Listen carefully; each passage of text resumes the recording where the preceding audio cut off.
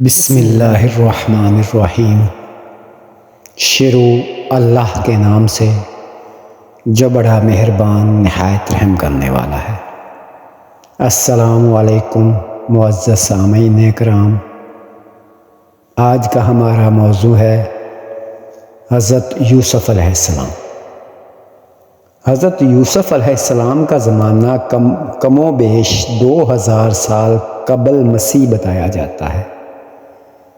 آپ علیہ السلام کے والد گرامی حضرت یعقوب علیہ السلام کے برگزیدہ اللہ تعالیٰ کے برگزیدہ بندے اور جلیل القدر نبی تھے۔ حضرت یوسف علیہ السلام کی پیدائش کے وقت حضرت یعقوب علیہ السلام کی عمر 73 سال تھی۔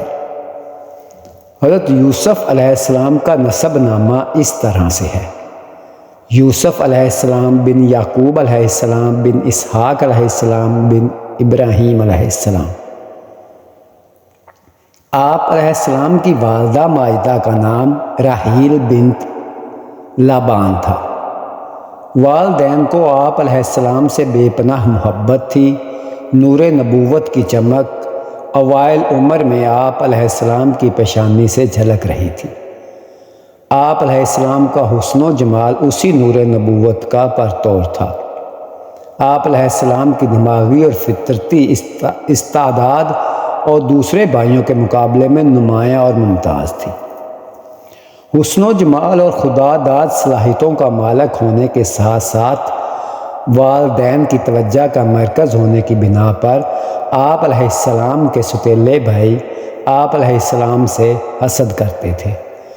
قرآن کریم میں ایک مکمل سورت سورہ یوسف علیہ السلام کے نامہ گرامی سے منسوب ہے، جس میں آپ علیہ السلام کی حالات زندگی کا تذکرہ ہوا ہے۔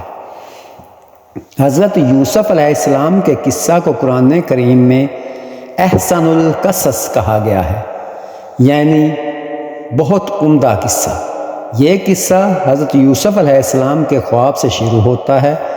حضرت یوسف علیہ السلام اپنے باپ حضرت یعقوب علیہ السلام سے کہتے ہیں: اے میرے ابا جان، میں نے خواب دیکھا ہے کہ 11 ستارے، چاند اور سورج مجھے سجدہ کر رہے ہیں۔ حضرت یوسف علیہ السلام کے والد محترم حضرت یعقوب علیہ السلام نے فرمایا: میرے بیٹے، جس طرح تو نے دیکھا ہے 11 ستارے اور سورج اور چاند تیرے آگے سجدہ کر رہے ہیں، اسی طرح تیرا پروردگار تجھے برگزیدہ کرنے والا ہے۔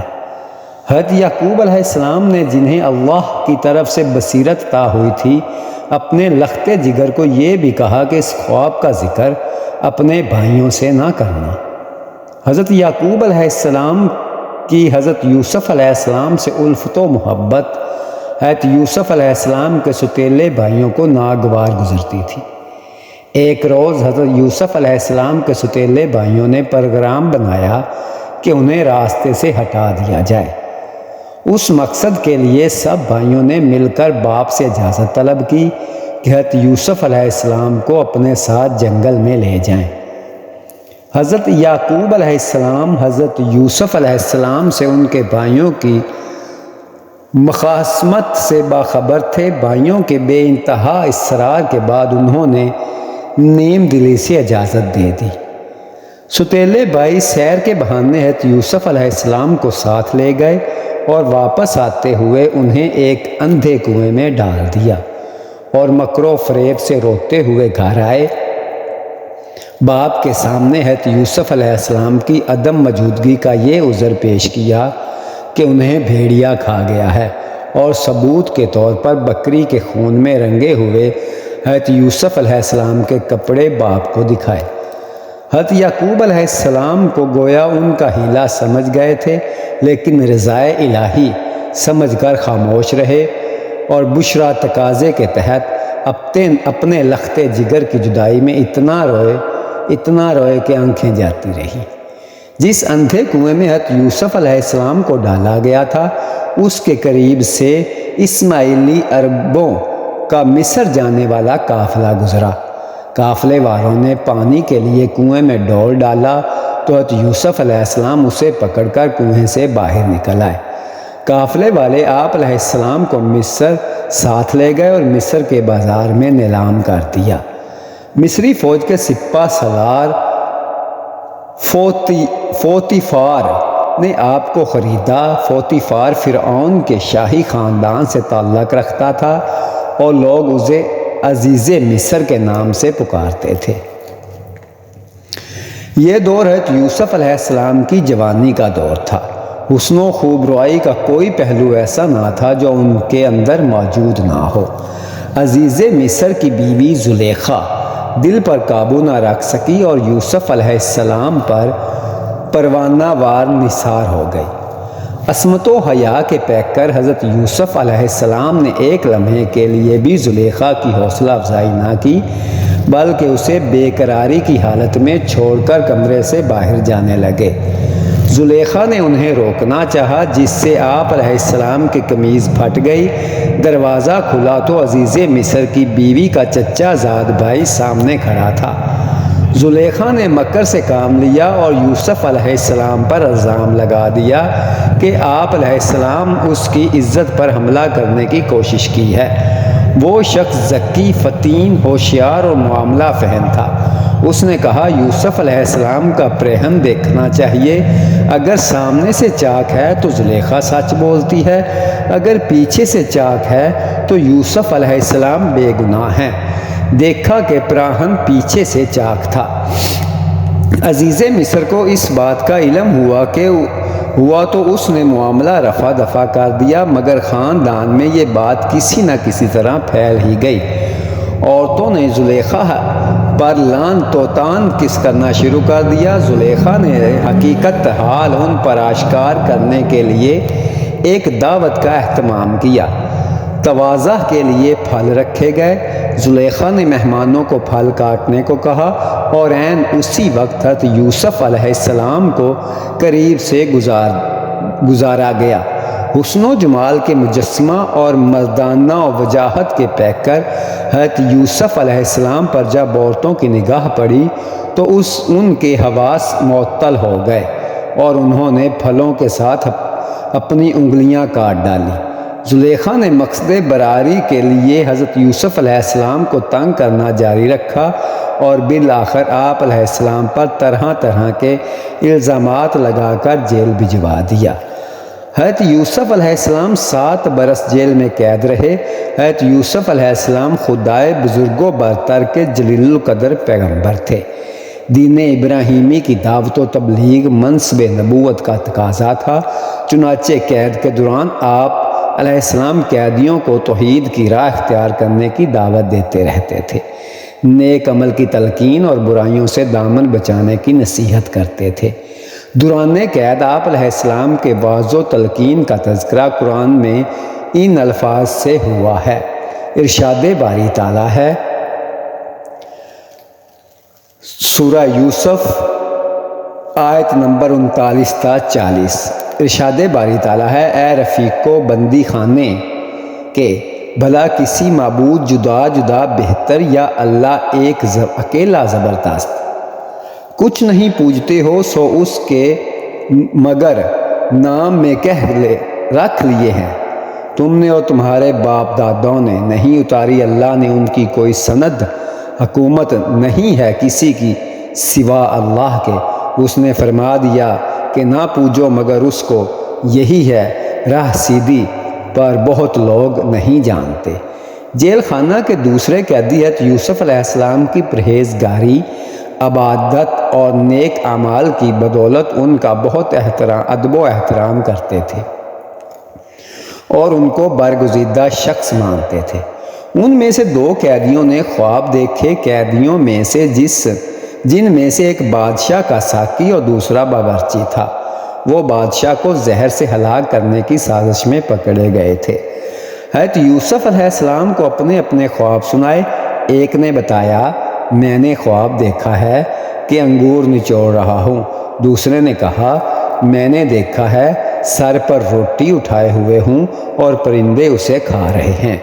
حضرت یوسف علیہ السلام نے تعبیر میں فرمایا کہ انگور نچوڑنے والا بری ہو جائے گا اور پھر اسے ساقی گیری سونپ دی جائے گی اور دوسرا سولی پر چڑھایا جائے گا اور اس کا گوشت مردار جانور کھائیں گے۔ حوالہ سورہ یوسف آیت نمبر 41۔ حضرت یوسف علیہ السلام کے قصہ میں بیان کردہ چوتھا خواب بادشاہ مصر ملک الزیان کا ہے۔ بادشاہ نے تمام درباریوں کو جمع کر کے کہا، سورہ یوسف آیت نمبر 43 میں ہے، میں نے خواب دیکھا ہے کہ 7 موٹی تازی گائیں ہیں، انہیں 7 دبلی گائیں نگر رہی ہیں، اور 7 بالی ہری اور 7 بالی دوسری سوکھی ہیں۔ بادشاہ کے دربار میں ماہرین خواب نے اس خواب کو بادشاہ کی پریشانی خیالی کا مظہر قرار دے دیا۔ اس خواب سے بادشاہ مصر فرعون ہر وقت پریشان رہنے لگا۔ بادشاہ کو پریشان دیکھ کر ساقی کو اپنا خواب اور اس کی تعبیر یاد آ گئی۔ اس نے جیل میں قید حضرت یوسف علیہ السلام کے علم و حکمت سے بادشاہ کو آگاہ کیا۔ بادشاہ نے ساقی کو خواب کی تعبیر معلوم کرنے کے لیے حضرت یوسف علیہ السلام کے پاس بھیجا۔ حضرت یوسف علیہ السلام نے اسے خواب کی یہ تعبیر یہ بتائی کہ 7 برس تک تم لگاتار کھیتی کرتے رہو گے، ان 7 برسوں میں غلے کی فراوانی خوب ہوگی، اور اس کے بعد 7 برس بہت سخت مصیبت کے آئیں گے اور سخت قحط پڑے گا، ایک دانہ بھی باہر سے نہیں آئے گا۔ ان 7 سالوں میں وہی غلہ کام آئے گا جو پہلے 7 سالوں میں ذخیرہ کر رکھا ہوگا۔ حوالہ سورہ یوسف آیت نمبر 43 تا 47۔ حضرت یوسف علیہ السلام کے اس پورے قصے میں اس بات کا انکشاف ہوتا ہے کہ خواب مستقبل کی نشاندہی کا ذریعہ ہیں۔ خواب میں حضرت یوسف علیہ السلام کی بیان کردہ تعبیر کے مطابق 14 سال کا مستقبل سامنے آ گیا۔ غور و فکر کے بعد دوسری بات یہ ظاہر ہوتی ہے کہ عام آدمی بھی مستقبل کے آئینہ دار خواب دیکھتا ہے۔ یہ بالکل الگ بات ہے کہ علم تعبیر خواب پیغمبروں کا معجزہ ہے۔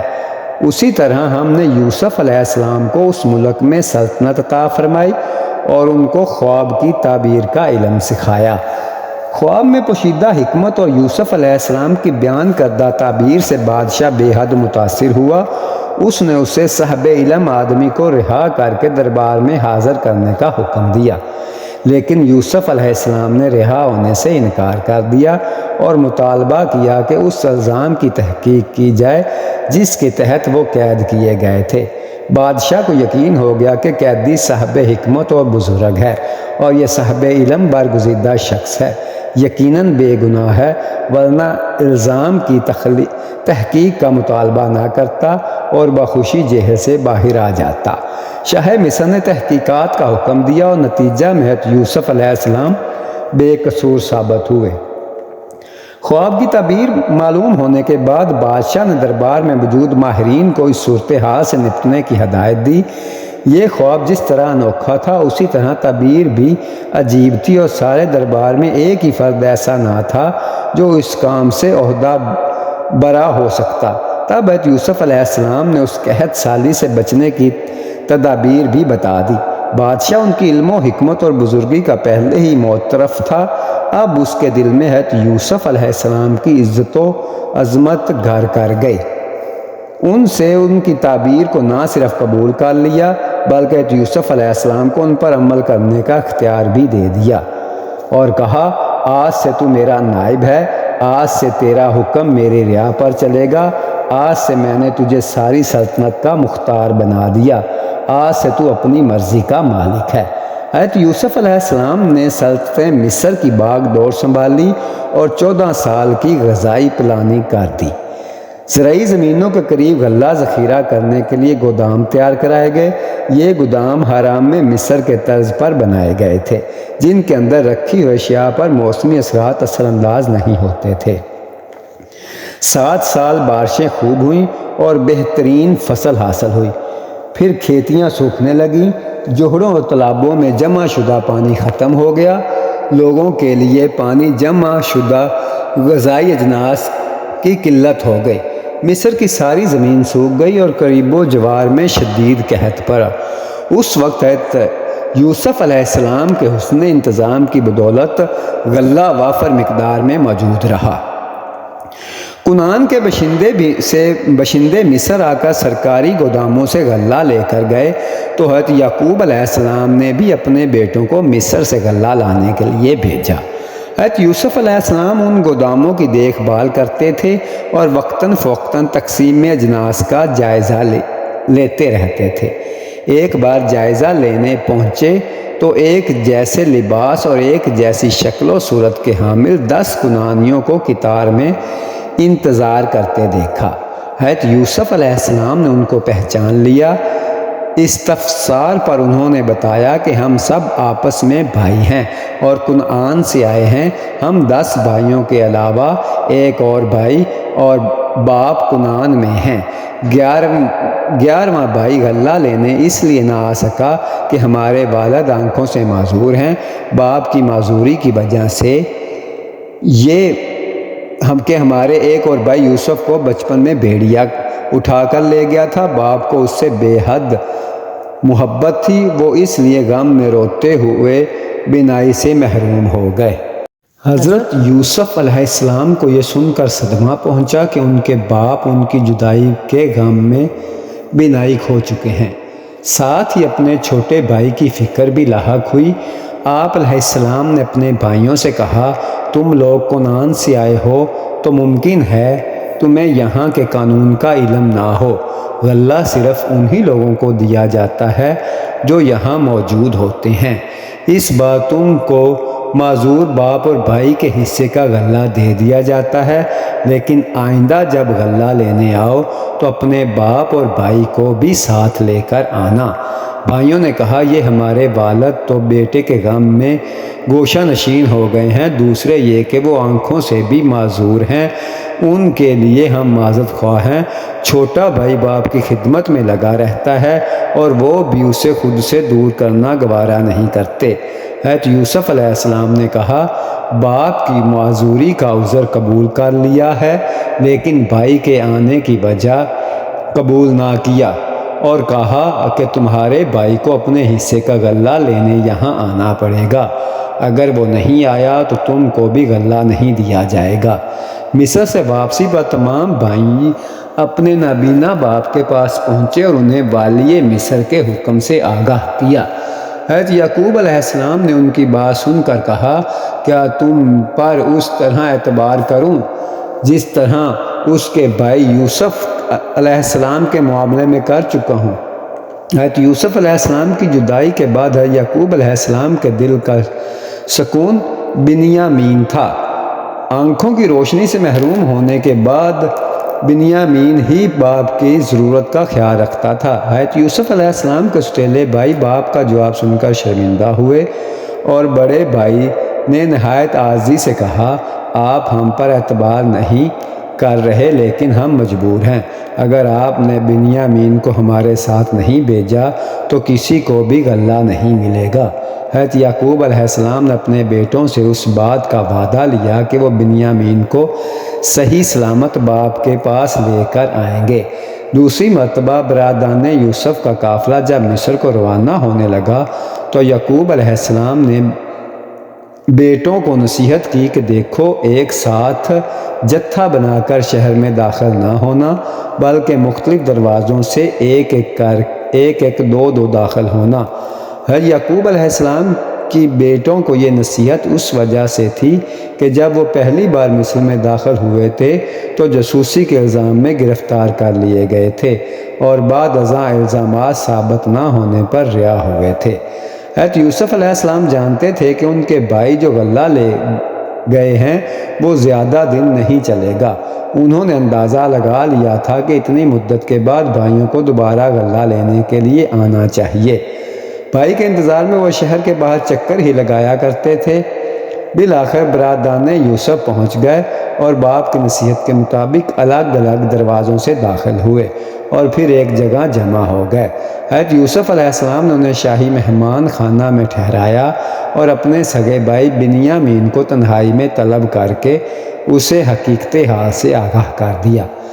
باپ کی خیر خبر معلوم ہوئی، اپنی ساری روداد سنائی، باپ سے جدائی سے لے کر اب تک کا سارا قصہ بھائی کو سنایا اور تاکید کی کہ دوسرے بھائیوں پر اس راز کو آشکار نہ کیا جائے کہ میں ہی ہوں ان کا وہ بھائی جس کو وہ اپنی دانست میں ختم کر چکے ہیں۔ اب کی بار یوسف علیہ السلام نے تمام بھائیوں کو پہلے سے زیادہ غلہ دیا اور اپنے بھائی بنیامین کو اپنے پاس رکھنے کی یہ ترکیب کی کہ غلہ ناپنے کا شاہی پیمانہ اس کے سامان میں رکھ دیا۔ کنانی جوانوں کا یہ قافلہ بھی روانہ ہی ہوا تھا کہ چاندی سے بنے شاہی پیمانے کی تلاش شروع ہو گئی۔ جب پیمانہ نہ ملا تو قافلہ واروں پر چوری کا شبہ ظاہر کیا گیا، کیونکہ صرف اس قافلہ کو تقسیم کیا گیا تھا۔ قافلہ رکوایا گیا۔ برادران یوسف نے اس پر احتجاج کیا کہ چوری کا الزام بے بنیاد ہے۔ بحث و تمہیز کے بعد یہ طے پایا کہ قافلے والے واپس چل کر تلاشی دیں۔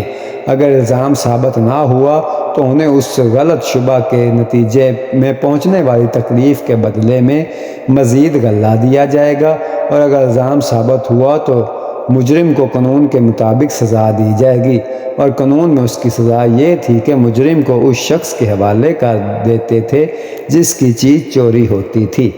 شاہی داروغہ نے تمام بھائیوں کے سامان کی تلاشی لینا شروع کر دی۔ آخر میں سب سے چھوٹے بھائی بنیامین کی خوارجی میں شاہی پیمانہ برآمد ہو گیا۔ یہ دیکھ کر تمام بھائی پریشان ہو گئے۔ شاہی پہرہ دار بنیامین کو گرفتار کر کے لے جانے لگے تو ان سب کو باپ سے کیا ہوا وعدہ یاد آیا، اور انہوں نے داروغہ کی منت سماجت شروع کر دی کہ بنیامین کو چھوڑ دیا جائے اور اس کی جگہ جس بھائی کو چاہیں وہ گرفتار کر لیں۔ معاملہ حضرت یوسف علیہ السلام والی مصر کے پاس پیش ہوا۔ حضرت یوسف علیہ السلام نے اس امر سے معذوری ظاہر کی اور کہا، اس سے زیادہ ظلم اور کیا ہوگا کہ اصلی مجرم کو چھوڑ کر کسی اور کو پکڑ لیا جائے۔ ناکام و نامراد برادران یوسف وطن واپس ہوئے، لیکن اس سفر میں ان کا بڑا بھائی ان کے ساتھ نہیں گیا، کیونکہ اس نے خاص طور پر بنیامین کی حفاظت کا واپسی کا ذمہ اپنے سر لیا تھا، اور بار ندامت سے باپ کا سامنا کرنے کی ہمت اس کے اندر موجود نہ تھی۔ وہ شہر مصر کے باہر ہی رہ گیا۔ باقی بھائیوں نے کنعان پہنچ کر اپنے باپ کو صورتحال سے آگاہ کیا تو یعقوب علیہ السلام نے فرتے غم سے ایک آہ کھینچی اور غم زدہ آواز سے بولے۔ سورہ یوسف آیت نمبر 83۔ میں جانتا ہوں کہ یہ بات نہیں ہے کہ تم جو کچھ کہتے ہو مان لیتا ہوں، اب سوائے صبر کے اور کر بھی کیا سکتا ہوں۔ حضرت یعقوب علیہ السلام کے بیٹے جو غلہ لائے تھے ختم ہو گیا۔ وہ پھر مصر جانے کے بارے میں سوچنے لگے، لیکن بنیامین کی حرکت سے جو شرمندگی انہیں ہوئی تھی اس کی وجہ سے وہ دوبارہ جاتے ہوئے ہچکچا رہے تھے۔ حضرت یعقوب علیہ السلام نے انہیں تسلی دی اور مصر جانے پر آمادہ کیا تاکہ غلہ کے حصول کے ساتھ ساتھ بنیامین کی قید سے رہائی کے بارے میں والی مصر سے معافی کی التجا کر سکے۔ باپ کی ہمت دلانے پر بیٹے دربار شاہی میں حاضر ہوئے اور کہا، ہم کو قحط سالی نے پریشان کر دیا ہے۔ اب معاملہ خرید و فروخت کا نہیں ہے، ذرائع آمدنی ختم ہو گئے ہیں، ہم غلہ پوری قیمت ادا نہیں کر سکتے، ہمارے پاس جو کچھ بھی ہے حاضر ہے، اگر آپ ہمیں غلہ نہیں دیں گے تو ہمارے گھروں میں فاقے شروع ہو جائیں گے۔ حضرت یوسف علیہ السلام نے یہ سنا تو بہت رنجیدہ ہوئے اور آبدیدہ ہو کر کہا، نہیں، میں تمہیں اور اپنے باپ کو مصیبت میں نہیں دیکھ سکتا۔ برادران یوسف اس بات پر کہ عزیز مصر ہمارے باپ کو اپنا باپ کہہ رہا ہے حیرت زدہ ہو رہے تھے کہ یوسف علیہ السلام نے مزید کہا، تم لوگوں نے یوسف علیہ السلام اور اس کے بھائی بنیامین کے ساتھ کیا سلوک کیا؟ یہ جملہ سن کر ان پر حیرتوں کے پہاڑ ٹوٹ گئے۔ ان کی سمجھ میں نہیں آ رہا تھا کہ عزیز مصر کو یوسف اور بنیامین سے کیا واسطہ۔ میرے بھائیوں، میں تمہارا بھائی یوسف ہوں جسے تم نے حسد کی بنا پر کنویں میں ڈال دیا تھا۔ حضرت یوسف علیہ السلام کے اس انکشاف سے ان کے رہے سہے حواس بھی جاتے رہے۔ خوف و شرمساری اور ندامت کے احساس سے ان کی گردنیں جھک گئیں۔ حضرت یوسف علیہ السلام نے پیغمبرانہ طرز فکر سے درگزر سے کام لیا۔ فرمایا، میں تمہارا بھائی ہوں، ہم ایک ہی باپ کی اولاد ہیں، میں آج بھی تم سے محبت کرتا ہوں، تم سے کوئی سرزنش نہیں، کوئی شکوہ نہیں، کوئی شکایت نہیں۔ میں اللہ سے دعا کرتا ہوں کہ وہ تمہارے گناہ بخش دے، کیونکہ وہ بڑا رحیم و کریم ہے۔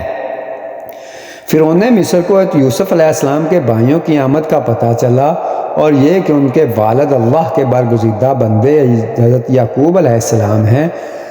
حضرت یعقوب علیہ السلام کنعان میں اسرائیل کے نام سے پکارے جاتے تھے، اور آپ علیہ السلام سے کئی موضوع منسوب تھے جن سے فرعون بھی واقف تھا۔ فرعون کو جب یہ پتہ چلا کہ یوسف علیہ السلام اس برگزیدہ ہستی کے بیٹے ہیں، تو اس نے حضرت یعقوب علیہ السلام کو ان کے پورے خاندان سمیت مصر میں آباد ہونے کی دعوت دی، اور سہولت کے لیے فوج کا ایک دستہ برادران یوسف علیہ السلام کے ہمراہ کنعان بھیجا، جس میں مال برداری کے جانور بھی شامل تھے۔ قافلے کی کنعان روانگی سے قبل حضرت یوسف علیہ السلام نے اپنا پراہن بھائیوں کو دیتے ہوئے کہا کہ اسے میرے محترم مقدس باپ کی آنکھوں سے لگانا، خداوند قدوس اپنا فضل کریں گے۔ قافلہ ابھی کنعان میں داخل نہیں ہوا تھا کہ یعقوب علیہ السلام نے اہل خاندان سے کہا کہ مجھے اپنے گم شدہ بیٹے یوسف علیہ السلام کی خوشبو آ رہی ہے۔ اہل خاندان نے یعقوب علیہ السلام کی اس بات کو پیرانہ سالی کی وجہ سے ضعیف دماغ پر محمول کیا اور کہا کہ برسوں کا گم شدہ بیٹا جس کو بھیڑیا لے گیا تھا، بھلا اس کی خوشبو کیسے آنے لگی؟ حضرت یعقوب علیہ السلام نے کہا، سورہ یوسف آیت نمبر 96، تم لوگ وہ بات نہیں جانتے جو میں جانتا ہوں۔ شاہی دستہ قافلے کے ہمراہ شہر میں جب داخل ہوا تو یعقوب علیہ السلام اپنے گھر کی دیوار سے ٹیک لگائے ہوئے بیٹھے تھے۔ حضرت یعقوب علیہ السلام کے بیٹے ساتھ جھکائے ان کے پاس پہنچے۔ حضرت یعقوب علیہ السلام نے خوشی اور بے قراری سے کہا، تم سب آ گئے، مجھے یوسف کی مہک آ رہی ہے۔ یوسف ہمارے ساتھ نہیں آیا ہے، ایک بھائی نے جھکے ہوئے سر کے ساتھ جواب دیا، اور پراہن نکال کر ان کی طرف بڑھاتے ہوئے کہا کہ یوسف علیہ السلام نے یہ بھیجا ہے۔ حضرت یعقوب علیہ السلام نے پراہن ہاتھ میں لیا اور یہ کہتے ہوئے چوما اور آنکھوں سے لگانا شروع کر دیا کہ میرا یوسف زندہ ہے۔ میں نہ کہتا تھا کہ میرا یوسف زندہ ہے، مجھے اس کی مہک آ رہی ہے۔ پرہنن آنکھوں سے مس ہو رہا تھا اور رفتہ رفتہ بنائی لوٹ رہی تھی۔ بھائیوں نے اول تاخر سارا قصہ کہہ سنایا۔ یعقوب علیہ السلام تمام خاندان والوں کے ہمراہ، جن کی تعداد 70 بتائی جاتی ہے، مصر روانہ ہو گئے۔ تورات کی تصریح کے مطابق والد سے بچھڑتے وقت یوسف علیہ السلام کی عمر 17 برس تھی، اور حضرت یعقوب علیہ السلام 90 سال کے تھے۔ جس وقت یعقوب علیہ السلام مصر تشریف لائے اس وقت ان کی عمر 130 سال تھی، گویا باپ بیٹا 40 سال ایک دوسرے سے جدا رہے۔ اس دوران پوتیفار کا انتقال ہو گیا، اور اللہ نے یوسف علیہ السلام اور زلیخا کو دوبارہ جوانی عطا کی اور دونوں کی شادی ہو گئی۔ قرآن حکیم نے احسن القصص کو بیان کرتے ہوئے ہماری توجہ اس طرف مبذول کروائی کہ عام طور پر خواب کو حافظے میں جمع خیالات اور بے معنی تصورات کہا جاتا ہے، لیکن خواب کے تجربات اس بات کی نفی کرتے ہیں کہ خواب محض خیالات کا عکس ہیں۔ رویا ایسی ایجنسی ہے جس کی معرفت انسان کو غیب کا کشف حاصل ہوتا ہے، اور رویا کی صلاحیت انسان کو مادی سطح سے ماورا باتوں کی اطلاع فراہم کرتی ہے۔ انسان کی روح یا انا ہمہ وقت حرکت میں رہتی ہیں۔ جس طرح بیداری کا پورا وقفہ کسی نہ کسی حرکت سے عبارت ہے، اسی طرح خواب بھی حرکت ہے۔ انسان بیداری میں اپنی جسمانی حرکات سے واقف رہتا ہے، اس لیے اس کی شعور کی دلچسپی بیداری سے قائم رہتی ہے۔ جب ہم بیدار ہوتے ہیں تو حواس بیرونی ماحول سے رشتہ قائم کرنے میں مصروف ہو جاتا ہے۔ ہمہ وقت کوئی نہ کوئی محیق اعصاب کو حرکت دیتا رہتا ہے، اور اس اشارے پر ہمارا جسم متحرک رہتا ہے۔ جب ہم سو جاتے ہیں تو جسمانی حرکات پرسکوت پر سکوت طاری ہو جاتا ہے، لیکن انا یا نفس کا فعال کردار ختم نہیں ہوتا۔ خواب میں اگرچہ فرد کا جسم معطل ہوتا ہے، لیکن وہ تمام حرکات و سکنات کو اپنے سامنے اسی طرح دیکھتا ہے جس طرح بیداری میں دیکھتا ہے۔ فرق یہ ہوتا ہے کہ وقت اور فاصلے کی تمام رائج بندشیں ختم ہو جاتی ہیں اور کیفیات ایک نقطے میں سمٹ آتی ہیں۔ خواب میں خاکی حواس مغلوب ہوتے ہیں، لیکن روح جن ورادات و حوادث سے گزرتی ہے انہیں ہمارا ذہن اسی طرح سمجھتا ہے جس طرح اس کی دلچسپی ان سے وابستہ رہتی ہے۔ یہی وجہ ہے کہ ہم خواب کے ان حصوں کو بیان کر سکتے ہیں جن پر دلچسپی کی بنا پر ہماری توجہ مرکوز رہتی ہے، اور جن واقعات پر ہماری توجہ نہیں ہوتی ان واقعات کی کڑیاں ملانے میں ہمارا شعور عاجز رہتا ہے۔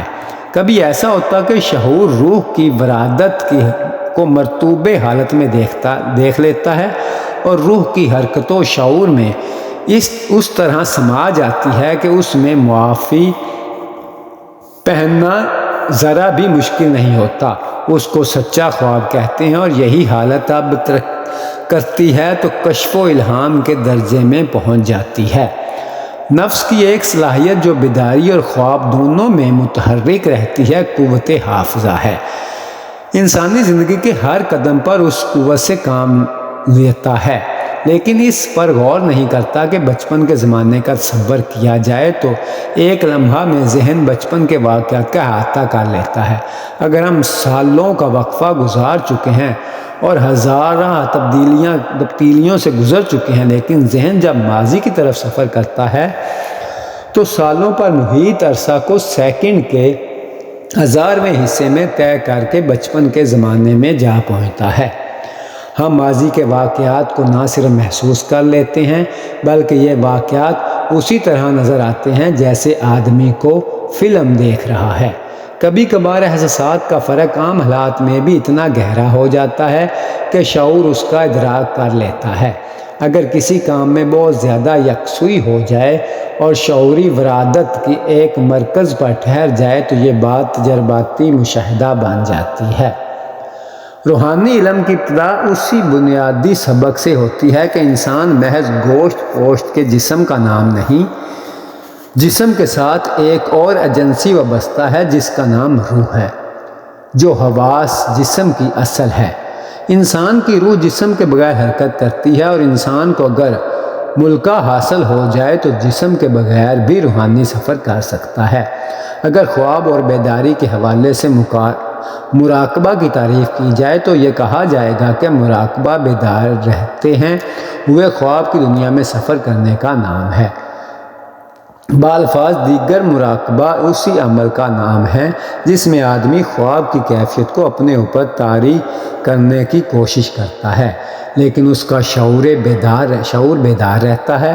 مراقبہ میں وہ تمام حالات پیدا کر دیے جاتے ہیں جن سے کوئی شخص حواس کی تبدیلی کے وقت گزرتا ہے۔ آنکھیں بند کر کے سانس کی رفتار آہستہ کر لی جاتی ہے، اعضائے جسمانی کو ڈھیلا چھوڑ دیا جاتا ہے تاکہ جسم غیر محسوس ہو جائے۔ ذہنی طور پر انسان تمام افکار و خیالات سے ذہن ہٹا کر ایک تصور کی طرف متوجہ رہتا ہے۔ اگر مراقبہ کرنے والے کسی شخص کو دیکھا جائے تو بظاہر یہ محسوس ہوتا ہے کہ اس کی ایک آدمی آنکھیں بند کیے سو رہا ہے، لیکن فی الحقیقت اس کا شعور اس طرح معطل نہیں ہوتا جیسا کہ خواب میں ہوتا ہے۔ چنانچہ مراقبہ میں آدمی بیدار رہتے ہوئے اس کیفیت میں داخل ہو جاتا ہے جو خواب دیکھتے ہوئے طاری ہو جاتی ہے۔ جو ہی شعوری حواس پر سکوت طاری ہوتی ہے، بیداری کے حواس پر خواب کے حواس کا غلاف چڑھ جاتا ہے۔ اسی حالت میں آدمی اپنے ارادے سے ان تمام قوتوں اور صلاحیتوں کو استعمال کر سکتا ہے جو خواب میں کام کرتی ہیں۔ ماضی، مستقبل، دوری، نزدیکی بے معنی ہو جاتا ہے۔ آدمی خاکی جسم کی تمام قیود سے آزاد ہو جاتا ہے۔ یہ صلاحیت ترقی کر کے ایسے درجے پر پہنچ جاتی ہے کہ خواب اور بیداری کے حواس ہو جاتے ہیں، اور انسانی شعور جس طرح بیداری کے معاملات سے واقف ہے اسی طرح خواب کی حرکات سے بھی مطالعے رہتا ہے، چنانچہ وہ خواب کے حواس میں اپنی روح سے حسب ارادہ کام لے سکتا ہے۔ حضرت یوسف علیہ السلام اللہ تعالیٰ کے نبی تھے۔ آپ علیہ السلام کا ذکر بائبل میں بھی ملتا ہے۔ آپ علیہ السلام یعقوب علیہ السلام کے بیٹے تھے۔ آپ کا تعلق انبیاء اللہ کے خاندان سے تھا۔ 11 سال کی عمر سے ہی نبی ہونے کے آثار واضح ہونے لگے تھے۔ آپ علیہ السلام نے خواب میں دیکھا کہ 11 ستارے، سورج اور چاند آپ کو سجدہ کر رہے ہیں۔ آپ علیہ السلام کے والد حضرت یعقوب علیہ السلام نے آپ کو اپنا خواب کسی کو اور کو سنانے سے منع کیا۔ قرآن مجید کی ایک سورت ان کے نام پر ہے۔ قرآن کریم نے یوسف علیہ السلام کے قصے کو احسن القصص کہا۔ سورہ انعام اور سورہ غافر میں بھی ان کا ذکر آیا ہے۔ آپ نے 120 سال عمر پائی۔ حضرت یوسف علیہ السلام کا نسب نامہ۔ یوسف بن یعقوب بن اسحاق بن ابراہیم علیہ السلام، اس طرح یوسف علیہ السلام حضرت ابراہیم علیہ السلام کے پڑ پوتے ہیں۔ ان کی والدہ کا نام رحیل بنت لیان یا لایان ہے۔ بعض روایات سے معلوم ہوتا ہے کہ یوسف علیہ السلام کی والدہ کا انتقال ان کے چھوٹے بھائی بنیامین کی ولادت کے وقت مدت نفاس ہی میں ہو گیا تھا۔ بنیامین حضرت یوسف علیہ السلام کے حقیقی بھائی تھے اور باقی بھائی علاقائی باپ شریک تھے جن کے نام اوپر مرکوز ہوئے ہیں۔ قرآن عزیز میں حضرت یوسف علیہ السلام کا ذکر ہے۔ یوسف علیہ السلام کا نام قرآن کریم میں 36 مرتبہ آیا ہے، جن میں سے 24 مرتبہ صرف سورہ یوسف میں آیا ہے اور بقیہ مرتبہ دیگر صورتوں میں۔ حضرت یوسف علیہ السلام کو یہ فخر بھی حاصل ہے کہ اپنے دادا حضرت ابراہیم علیہ السلام کی طرح ان کے نام بھی قرآن پاک کی ایک سورت سورہ یوسف نازل ہوئی۔ قرآن عزیز نے یوسف علیہ السلام کے واقعے میں جس قدر نوعیت کے اعتبار سے عجیب، دلکش اور زمانہ عروج و زوال کی زندہ یادگار ہے، یہ ایک فرد کے لیے ذریعہ قوموں کے بننے اور بگڑنے، گرنے اور ابھرنے کی ایسی بولتی ہوئی تصویر ہے جس کی تشریح و توضیح کی محتاج نہیں۔ تاریخی و جغرافی حالات۔ اس قصہ کو سمجھنے کے لیے ضروری ہے کہ مختصراً اس کے متعلق کچھ تاریخی و جغرافیائی معلومات بھی ناظرین کے پیش نظر رہیں۔ حضرت یوسف علیہ السلام حضرت یعقوب علیہ السلام کے بیٹے اور اسحاق علیہ السلام کے پوتے اور حضرت ابراہیم علیہ السلام کے پڑ پوتے تھے۔ فلسطین میں حضرت یعقوب علیہ السلام کی جائے قیام جبرون کی وادی میں تھی۔ حضرت اسحاق علیہ السلام اور ابراہیم علیہ السلام کا مسکن بھی یہی تھا۔ اس کے علاوہ حضرت یعقوب علیہ السلام کی کچھ زمین سکم موجود نحبس میں بھی تھی۔ بائبل کے علماء کی تحقیق اگر درست مان لی جائے تو یوسف علیہ السلام کی پیدائش 1972 کاف میم کے لگ بھگ ہوئی اور 1914 کاف میم میں خواب کا واقعہ پیش آیا جس سے اس قصہ کی ابتدا ہوئی۔ حضرت یوسف علیہ السلام کا خواب اور واقعہ کی ابتدا۔ سورہ یوسف میں آیت ہے اذ قال یوسف لأبیہ یا ابتی انی رأیت احدا عشر کوکبا والشمس والقمر رأیتہن لی ساجدین۔ حضرت یعقوب علیہ السلام اپنی اولاد میں یوسف علیہ السلام سے بے حد محبت کرتے تھے۔ یہ بات برادران یوسف کے لیے بے حد شاق اور ناقابل برداشت تھی۔ وہ ہر وقت اس فکر میں رہتے تھے کہ یعقوب علیہ السلام کے دل سے اس کی محبت نکال ڈالیں یا پھر یوسف علیہ السلام کو ہی راستے سے ہٹا دیں تاکہ قصہ ہی پاک ہو جائے۔ ان بھائیوں کے حسدانہ تخلیل پر تازیانہ یہ ہوا کہ یوسف علیہ السلام نے ایک خواب دیکھا کہ 11 ستارے اور سورج چاند ان کے سامنے سجدہ ریز ہیں۔ حضرت یعقوب علیہ السلام نے جب یہ خواب سنا تو سختی کے ساتھ یوسف علیہ السلام کو منع کر دیا کہ اپنا یہ خواب کسی سے بیان نہ کریں، ایسا نہ ہو کہ تیرے بھائی تیرے ساتھ برائی سے پیش آئیں، اور تیرے خواب کی تعبیر بہت صاف ہے۔ جس وقت حضرت یوسف علیہ السلام نے یہ خواب دیکھا تھا اس وقت حضرت یوسف علیہ السلام کی عمر باختلاف روایات کے 14، 13 یا 17 سال تھی۔ خواب کا مطلب، خواب کو صاف مطلب یہ تھا کہ سورج سے مراد حضرت یعقوب علیہ السلام اور چاند سے مراد ان کی بیوی یعنی حضرت یوسف علیہ السلام کی ستیلی والدہ اور 11 ستاروں سے 11 بھائی۔ بعض روایات سے معلوم ہوتا ہے کہ شمس سے مراد والد، والدہ اور قمر سے مراد والد ہیں۔ حضرت ابن عباس رضی اللہ تعالیٰ عنہ نے فرمایا 11 ستاروں سے مراد یوسف علیہ السلام کے 11 بھائی اور چاند سورج سے مراد ان کے ماں باپ ہیں۔ والدہ راحیل کا اگرچہ انتقال ہو چکا تھا مگر اس وقت حضرت یوسف علیہ السلام کی خالہ لیا حضرت یعقوب علیہ السلام کے نکاح میں تھی۔ خالہ اور ستیلی ماں چونکہ حقیقی ماں کے قائم مقام ہوتی ہیں اس لیے خالہ کو والدہ سے تعبیر کیا گیا۔ واقعہ کی تفصیل، یوسف علیہ السلام اور ان کے بھائیوں کی واقعہ کی تفصیل یہ ہے کہ یعقوب علیہ السلام کے کل 12 بیٹے تھے، ان میں سے ہر لڑکا صاحب اولاد ہوا ہے اور سب کے خاندان خوب پھیلے پھولے۔ چنانچہ یعقوب علیہ السلام کا لقب اسرائیل تھا، اس لیے یہ 12 خاندان بنی اسرائیل کہلائے۔ معرف ان 12 بیٹوں میں سے 10 بیٹے یعقوب علیہ السلام کی پہلی بیوی لیا بنت لیان کے باطن سے تھے۔ ان کی وفات کے بعد یعقوب علیہ السلام نے لیا کی بہن راحیل بنت لیان سے نکاح کر لیا۔ ان کے بطن سے 2 لڑکے یوسف علیہ السلام اور نبی امین پیدا ہوئے۔ بنیامین حضرت یوسف علیہ السلام کے حقیقی بھائی تھے اور باقی 10 علاقائی بھائی یعنی کہ ستیلے بھائی تھے جن کے ناموں کی تفسیر اوپر گزر چکی ہے۔ حضرت یوسف علیہ السلام کی والدہ راحیل کا انتقال بھی ان کے بچپن میں بنیامین کی ولادت کے وقت ہو گیا تھا۔ دوسری آیت سے حضرت یوسف علیہ السلام کا قصہ شروع ہوا کہ یوسف علیہ السلام کے بھائیوں نے اپنے والد صاحب کو دیکھا کہ وہ یوسف علیہ السلام سے غیر معمولی محبت رکھتے ہیں۔ اس پر ان کو حسد ہوا اور یہ بھی ممکن ہے کہ کسی طرح بھائیوں کو یوسف علیہ السلام کے خواب کا علم ہو گیا ہو جس سے انہوں نے محسوس کیا کہ یوسف علیہ السلام بڑی شان والے ہیں۔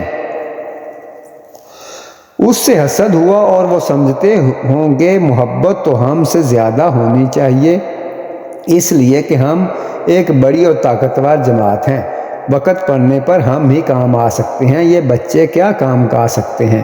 اس لیے ہمارے والد صاحب کی یہ کھلی ناانصافی ہے کہ اس کے علاج کی 2 صورتیں ہو سکتی ہیں، یا تو یوسف علیہ السلام کو قتل کر دو تاکہ قصہ پاک ہو جائے، یا پھر ان کو کسی دور دراز ملک میں پہنچا دو۔ اس طرح والد صاحب کی توجہ اور محبت تمہارے ساتھ مخصوص ہو جائے گی۔ رہا قتل یا کنویں میں ڈالنے کا گناہ تو بعد میں توبہ کر کے تم نیک بن سکتے ہو۔ جب بھائیوں کے درمیان مشورے میں یہ بات طے پا گئی کہ یوسف علیہ السلام کو کسی اندھے کنویں میں ڈال دیا جائے تو اپنے والد صاحب کی خدمت میں حاضر ہوئے اور خیر خواہانہ انداز میں یہ درخواست پیش کی کہ ابا جان یہ کیا بات ہے، آپ علیہ السلام کو یوسف علیہ السلام کے بارے میں ہم پر اطمینان نہیں، حالانکہ ہم اس کے پورے خیر خواہ اور ہمدرد ہیں۔ کل آپ علیہ السلام اس کو ہمارے ساتھ سیر و تفریح کے لیے بھیج دیجئے کہ وہ بھی آزادی کے ساتھ کھائے پیے اور کھیلے کودے اور ہم اس کی پوری طرح حفاظت کریں گے۔ حضرت یعقوب علیہ السلام نے فرمایا میں اس کو تمہارے ساتھ بھیجنا 2 درجہ سے پسند نہیں کرتا۔ اول تو مجھے اس نور نظر کے بغیر چین نہیں آتا، دوسرے یہ کہ مجھے خطرہ ہے کہ کہیں ایسا نہ ہو کہ تمہاری غفلت کی وجہ سے اسے کوئی بھیڑیا کھا جائے۔ یعقوب علیہ السلام کو بھیڑیے کا خطرہ محسوس ہونے کی وجہ، یعقوب علیہ السلام نے بھیڑیے کا خطرہ تو اس وجہ سے محسوس کیا کہ سرزمین کنعان میں بھیڑیے زیادہ تھے، اور یا اس وجہ سے کہ یعقوب علیہ السلام نے ایک خواب دیکھا تھا کہ وہ خود کو ایک پہاڑ کے اوپر ہیں اور یوسف علیہ السلام پہاڑ کے دامن میں ہیں۔ اچانک 10 بھیڑیوں نے یوسف علیہ السلام پر حملہ کرنا چاہا، مگر ان میں سے ایک بھیڑیے نے مدافعت کر کے چھڑا دیا۔ پھر یوسف علیہ السلام زمین کے اندر چھپ گئے، جس کی تعبیر بعد میں اس طرح ظاہر ہوئی کہ 10 بھیڑیے یہ 10 بھائی تھے، اور جس بھیڑیے نے مدافعت کر کے ان کو ہلاکت سے بچایا وہ بڑے بھائی یہودا تھے، اور زمین میں چھپ جانا کنویں کی گہرائی کی تعبیر ہے۔ حضرت عبداللہ بن عباس سے روایت ہے کہ یعقوب علیہ السلام اس خواب کی بنا پر خود ان بھائیوں سے خطرہ تھا، ان ہی کو بھیڑیا کہا تھا، مگر مثلتاً پوری بات ظاہر نہیں کی۔ یوسف علیہ السلام کو کنویں میں ڈالنے کا واقعہ یہ بیان کیا کہ جب ان کو کنویں میں ڈالنے لگے تو وہ کنویں کے من سے چپٹ گئے۔ بھائیوں نے ان کے ہاتھ باندھ دیے تاکہ کسی چیز کو پکڑ نہ سکیں۔ اس وقت یوسف علیہ السلام نے پھر ان سے فریاد کی، مگر بجائے ان پر رحم کرنے کے جواب یہ ملا کہ 11 ستارے جو تجھے سجدہ کرتے ہیں ان کو بلا، وہی تیری مدد کریں گے۔ پھر ایک ڈول میں رکھ کر کنویں میں لٹکا دیا اور درمیان ہی میں سے رسی کاٹ دی۔ اللہ تعالیٰ نے یوسف علیہ السلام کی حفاظت فرمائی، اور قریب ہی ایک پتھر کی چٹان جو باہر کو نکلی ہوئی تھی صحیح سالم اس پر بیٹھ گئے۔ بعض روایات میں ہے کہ جبرائیل علیہ السلام نے ان کو چٹان پر بٹھا دیا۔ یوسف علیہ السلام 3 روز کنویں میں رہے۔ ان کا بھائی یہوذا دوسرے بھائیوں سے چھپ کر روزانہ ان کے لیے کھانا لاتا اور ڈول کے ذریعے ان تک پہنچا دیتا۔ شام کو بھائیوں کا روتے ہوئے آنا۔ عشاء کے وقت یہ بھائی روتے ہوئے اپنے باپ کے پاس پہنچے۔ یعقوب علیہ السلام ان کے رونے کی آوازیں سن کر باہر آئے۔ معلوم کیا کیا حادثہ پیش آیا، کیا تمہاری بکریوں پر کسی نے حملہ کیا ہے، اور یوسف کہاں ہے؟ تو بھائیوں نے کہا ہم آپس میں دوڑ لگانے میں مشغول ہو گئے اور یوسف علیہ السلام کو اپنے سامان کے پاس چھوڑ دیا۔ اس درمیان یوسف علیہ السلام کو بھیڑیا کھا گیا، اور ہم کتنے ہی سچے ہوں آپ علیہ السلام کو ہمارا یقین تو آئے گا نہیں۔ قافلہ کا وارد اور یوسف علیہ السلام کو کنویں سے نکالنا۔ اتفاقاً ایک قافلہ اس سرزمین پر آ نکلا۔ یہ قافلہ شام سے مصر جا رہا تھا اور راستہ بھٹک کر اس غیر آباد میدان میں پہنچ گیا، اور پانی کے منتظم سکے کو کنویں میں بھیجا۔ گو لوگوں کی نظر میں یہ اتفاقی واقعہ تھا، لیکن حقیقت یہ ہے کہ اللہ تعالیٰ کی حکمت تکوینی میں کوئی بخت و اتفاق نہیں۔ حق تعالیٰ شانہ جس کو شان فعال دیتا ہے، مخفی حکمتوں کے تحت ایسے حالات پیدا فرما دیتے ہیں کہ ظاہری واقعات سے ان کو جوڑ سمجھ میں نہیں آتا، تو انسان ان کو اتفاقی ہواداز قرار دیتے ہیں۔ بہرحال قافلہ والوں نے اپنے ایک شخص کو جس کے ذمہ پانی کی فراہمی کی ذمہ داری تھی، اس کا نام مالک بن غرقہ بتلایا جاتا ہے، پانی لانے کے لیے بھیجا۔ جب اس نے کنویں میں ڈول ڈالا تو یوسف علیہ السلام نے ڈول کو پکڑ لیا، اور جو ڈول نکالا تو ایک کم سن نہایت ہی خوبرو بچہ برآمد ہوا۔ بچہ کو دیکھ کر وہ فوراً ہی چلا اٹھا، یا بشرا ھذا غلام، بڑی خوشی کی بات ہے، یہ تو بڑا اچھا لڑکا نکل آیا۔ حضرت یوسف علیہ السلام کے بھائیوں کو معلوم ہوا کہ قافلہ والوں نے یوسف علیہ السلام کو کنویں سے نکال لیا ہے، تو وہ دوڑے ہوئے پہنچے اس مقام پر۔ یعنی بعض مفسرین نے لکھا ہے کہ برادران نے یوسف کو قافلہ والوں کے ساتھ فروخت کر دیا، مگر مفسرین کہ اس قول کی تائید نہ تورات سے ہوتی ہے اور نہ روایات سے اور نہ قرآن عزیز کی آیت سے، بلکہ حقیقت یہ ہے کہ قافلہ والوں ہی نے یوسف علیہ السلام کو کنویں سے نکالا اور غلام بنا لیا، اور مال تجارت کے ساتھ ان کو مصر لے گئے۔ یوسف علیہ السلام اور غلامی۔ سلسلہ واقعہ کی اگلی کڑی یہ ہے کہ یوسف علیہ السلام کے بھائیوں نے یوسف علیہ السلام کو ایک اسماعیلی مدیانی قافلے کے ہاتھوں میں ایک قلیل قیمت میں غلام گریختہ قرار دے کر فروخت کر دیا۔ یہ قافلہ شام سے مصر کو بخورات، بلسان اور مسالہ جات لے کر جا رہا تھا۔ بعض مفسرین نے لکھا کہ یوسف علیہ السلام کو خود ان کے بھائیوں نے ہی کنویں سے نکال کر قافلہ کے ہاتھوں فروخت کیا تھا، مگر مفسرین کی اس قول کی تائید مخالف نہ تو تورات کرتی ہے اور نہ قرآن عزیز، بلکہ دونوں سے ہی یہی معلوم ہوتا ہے کہ قافلہ والوں نے ہی یوسف علیہ السلام کو کنویں سے نکالا اور اپنا غلام بنا لیا اور مال تجارت کے ساتھ اس کو مصر لے گئے۔ حضرت یوسف علیہ السلام کی زندگی اور عظمتیں۔ یوسف علیہ السلام کی زندگی کا ایک پہلو اپنے اندر کس قدر عظمتیں پنہا رکھتا ہے، اس کا اندازہ وہی کر سکتا ہے جو چشم بصیرت رکھتا ہے۔ چھوٹی سی عمر ہے، والدہ کا انتقال ہو چکا ہے، باپ کی آغوش محبت تھی، وہ بھی چھوٹی، وطن چھوٹا، بھائیوں نے بے وفائی کی، آزادی کی جگہ غلامی نصیب ہو گئی، مگر ان تمام باتوں کے باوجود نہ آہوزاری ہے اور نہ جزا و فرح، قسمت پر شاکر، مصائب پر صابر اور قضائے الہی پر راضی، برضائے سر نیاز خم کیے ہوئے بازار مصر میں فروخت ہونے کے لیے جا رہے ہیں۔ یوسف علیہ السلام مصر میں تقریباً 2000 سال قبل مسیح مصر تمدن و تہذیب کا گہوارہ سمجھا جاتا تھا۔ یہاں کے حکمران عمالقہ تھے۔ مصر کے حکمران کا لقب فرعون ہوا کرتا تھا۔ جس وقت حضرت یوسف علیہ السلام ایک غلام کی حیثیت میں مصر میں داخل ہوئے، مصر کا دارالسلطنت رامیس تھا۔ یہ غالباً اسی جگہ واقع تھا جہاں آج سان کی بستی واقع ہے۔ ان دونوں مصر کا حکمران ریان بن ولید تھا اور بعض نے ریان بن اسید بتایا ہے۔ اتفاق کی بات یہ ہے کہ ملک مصر کا وزیر مالیات، جس کو تورات میں فوتیفار یا کتفری اور قرآن نے عزیز بتایا ہے، ایک روز بازار مصر سے گزر رہا تھا کہ اس کی نظر یوسف علیہ السلام پر پڑی، جن کی بولی لگ رہی تھی۔ لوگ بڑھ چڑھ کر قیمت لگا رہے تھے، یہاں تک کہ یوسف علیہ السلام کے وزن کے برابر سونا اور اسی کے برابر مشک اور اتنے ہی ریشمی کپڑے قیمت لگ رہی تھی۔ یہ دولت اللہ تعالیٰ نے عزیز مصر کے لیے مقدر کی تھی۔ اس نے بڑی بھاری قیمت دے کر یوسف علیہ السلام کو خرید لیا۔ عزیز مصر کی بیوی اور یوسف علیہ السلام۔ حضرت یوسف علیہ السلام کا جوانی کا عالم تھا۔ حسن و خوبرائی کا کوئی پہلو ایسا نہیں ہے جو ان کے اندر موجود نہ ہو۔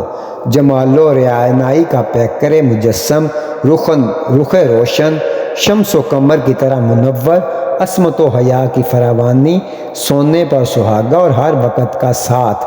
عزیز مصر کی بیوی دل پر قابو نہ رکھ سکی، دامن صبر ہاتھ سے چھوٹ گیا۔ یوسف علیہ السلام پر ہزار جان پروانہ وار قربان ہونے لگی، مگر ابراہیم علیہ السلام کا پوتا اسحاق و یعقوب کا نور دیدہ،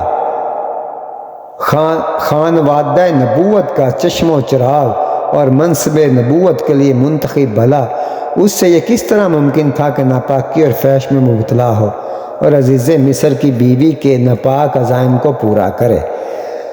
زلیخا کا جادو نہ چل سکا، لیکن مصر کی اس آزاد عورت نے جب اس طرح جادو چلتے نہ دیکھا تو ایک روز بے قابو ہو کر مکان کے دروازے بند کر دیے اور اصرار کرنے لگی کہ مجھے شاد کام کرو۔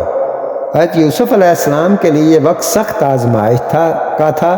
شاہی خاندان کی نوجوان عورت شعلہ حسن سے لالا رو، محبوب نہیں بلکہ عاشق، آرائش حسن کی بے پناہ نمائش، اشوہ ترزانیوں کی بارش۔ ادھر یوسف خود نوجوان، دروازے بند، کسی کا نہ خوف نہ ڈر، ملکہ خود ذمہ دار، حالات ہر طرح سازگار۔ مگر کیا حالات کی سازگاری سے یوسف نے ایک لمحے کے لیے بھی عزیز مصر کی بیوی کی حوصلہ افزائی نہ کی؟ کیا اس کے دل نے اقرار چھوڑ کر بے قراری کی؟ کیا نفس نے ثبات قلب کو ایک لمحے کے لیے بھی منتزل کیا؟ نہیں، ہرگز نہیں، بلکہ اس کے لیے برعکس اس پیکر عصمت امین نبوت محیط وحی الہی نے دو ایسے معقول و محکم دلائل سے اس مصری حسینہ کو سمجھانے کی کوشش کی جو ایک ایسی ہستی سے ہی ممکن تھے جن کی تربیت براہ راست آغوش الہی میں ہوئی۔ فرمایا یہ ناممکن ہے، پناہ با خدا میں اس کی نافرمانی کروں جس کا اسم جلالت اللہ ہے اور وہ تمام کائنات کا مالک و مولا ہے، اور کیا میں اسے اپنی مربی عزیز مصر کی امانت میں خیانت کروں جس نے غلام سمجھنے کی بجائے مجھے یہ عزت و حرمت بخشی۔ اگر میں ایسا کروں تو ظالم ٹھہروں گا، اور ظالموں کے لیے انجام و مال کے اعتبار سے کبھی فلاح نہیں ہے۔ مگر عزیز مصر کی بیوی پر اس کی نصیحت کا مطلق اثر نہ ہوا، اور اس نے اپنے ارادہ کو عملی شکل دینے پر اصرار کیا۔ تب یوسف علیہ السلام نے اپنے اس برہان ربی کے پیش نظر جس کو وہ دیکھ رہا ہے اور پھسلایا یوسف کو اس عورت نے جس کے گھر میں وہ رہتے تھے، اس کے نفس کے بارے میں، اور دروازے بند کر دیے اور کہنے لگی آ میرے پاس۔ یوسف علیہ السلام نے کہا خدا کی پناہ، بلا شبہ عزیز مصر میرا مربی ہے جس نے مجھے عزت سے رکھا، بلا شبہ ظالم فلاح نہیں پاتے۔ اور البتہ اس عورت نے یوسف سے ارادہ کیا، اور وہ بھی ارادہ کرتے اگر اپنے پروردگار کے برہان نہ دیکھ لیتے، اور اسی طرح ہوا، تاکہ ہٹائے ہم ان پر سے برائی اور بے حیائی کو، بے شک وہ مخلص بندوں میں سے ہیں۔ وہ برہان رب کیا تھا؟ جس برہان کو دیکھا کہ یوسف علیہ السلام بدی کے ارادے سے باز رہے، وہ کیا تھا؟ قرآن کریم نے یہ واضح نہیں کیا کہ وہ برہان رب کیا تھا۔ قرآن مجید نے اپنی بلغانہ اور معجزانہ خطابت میں خود ہی اس کو اس طرح بیان کر دیا ہے کہ اس کے بعد سوال کی گنجائش ہی باقی نہیں رہتی۔ دروازہ بند ہو جانے پر عزیز مصر کی بیوی کو یوسف علیہ السلام نے جواب دیا، ایسے مقام کے لحاظ سے اس سے بہتر جواب کیا ہو سکتا ہے؟ سو یہی وہ برہان رب تھا جو یوسف علیہ السلام کو عطا ہوا اور جس نے عصمت یوسف کو بے داغ رکھا۔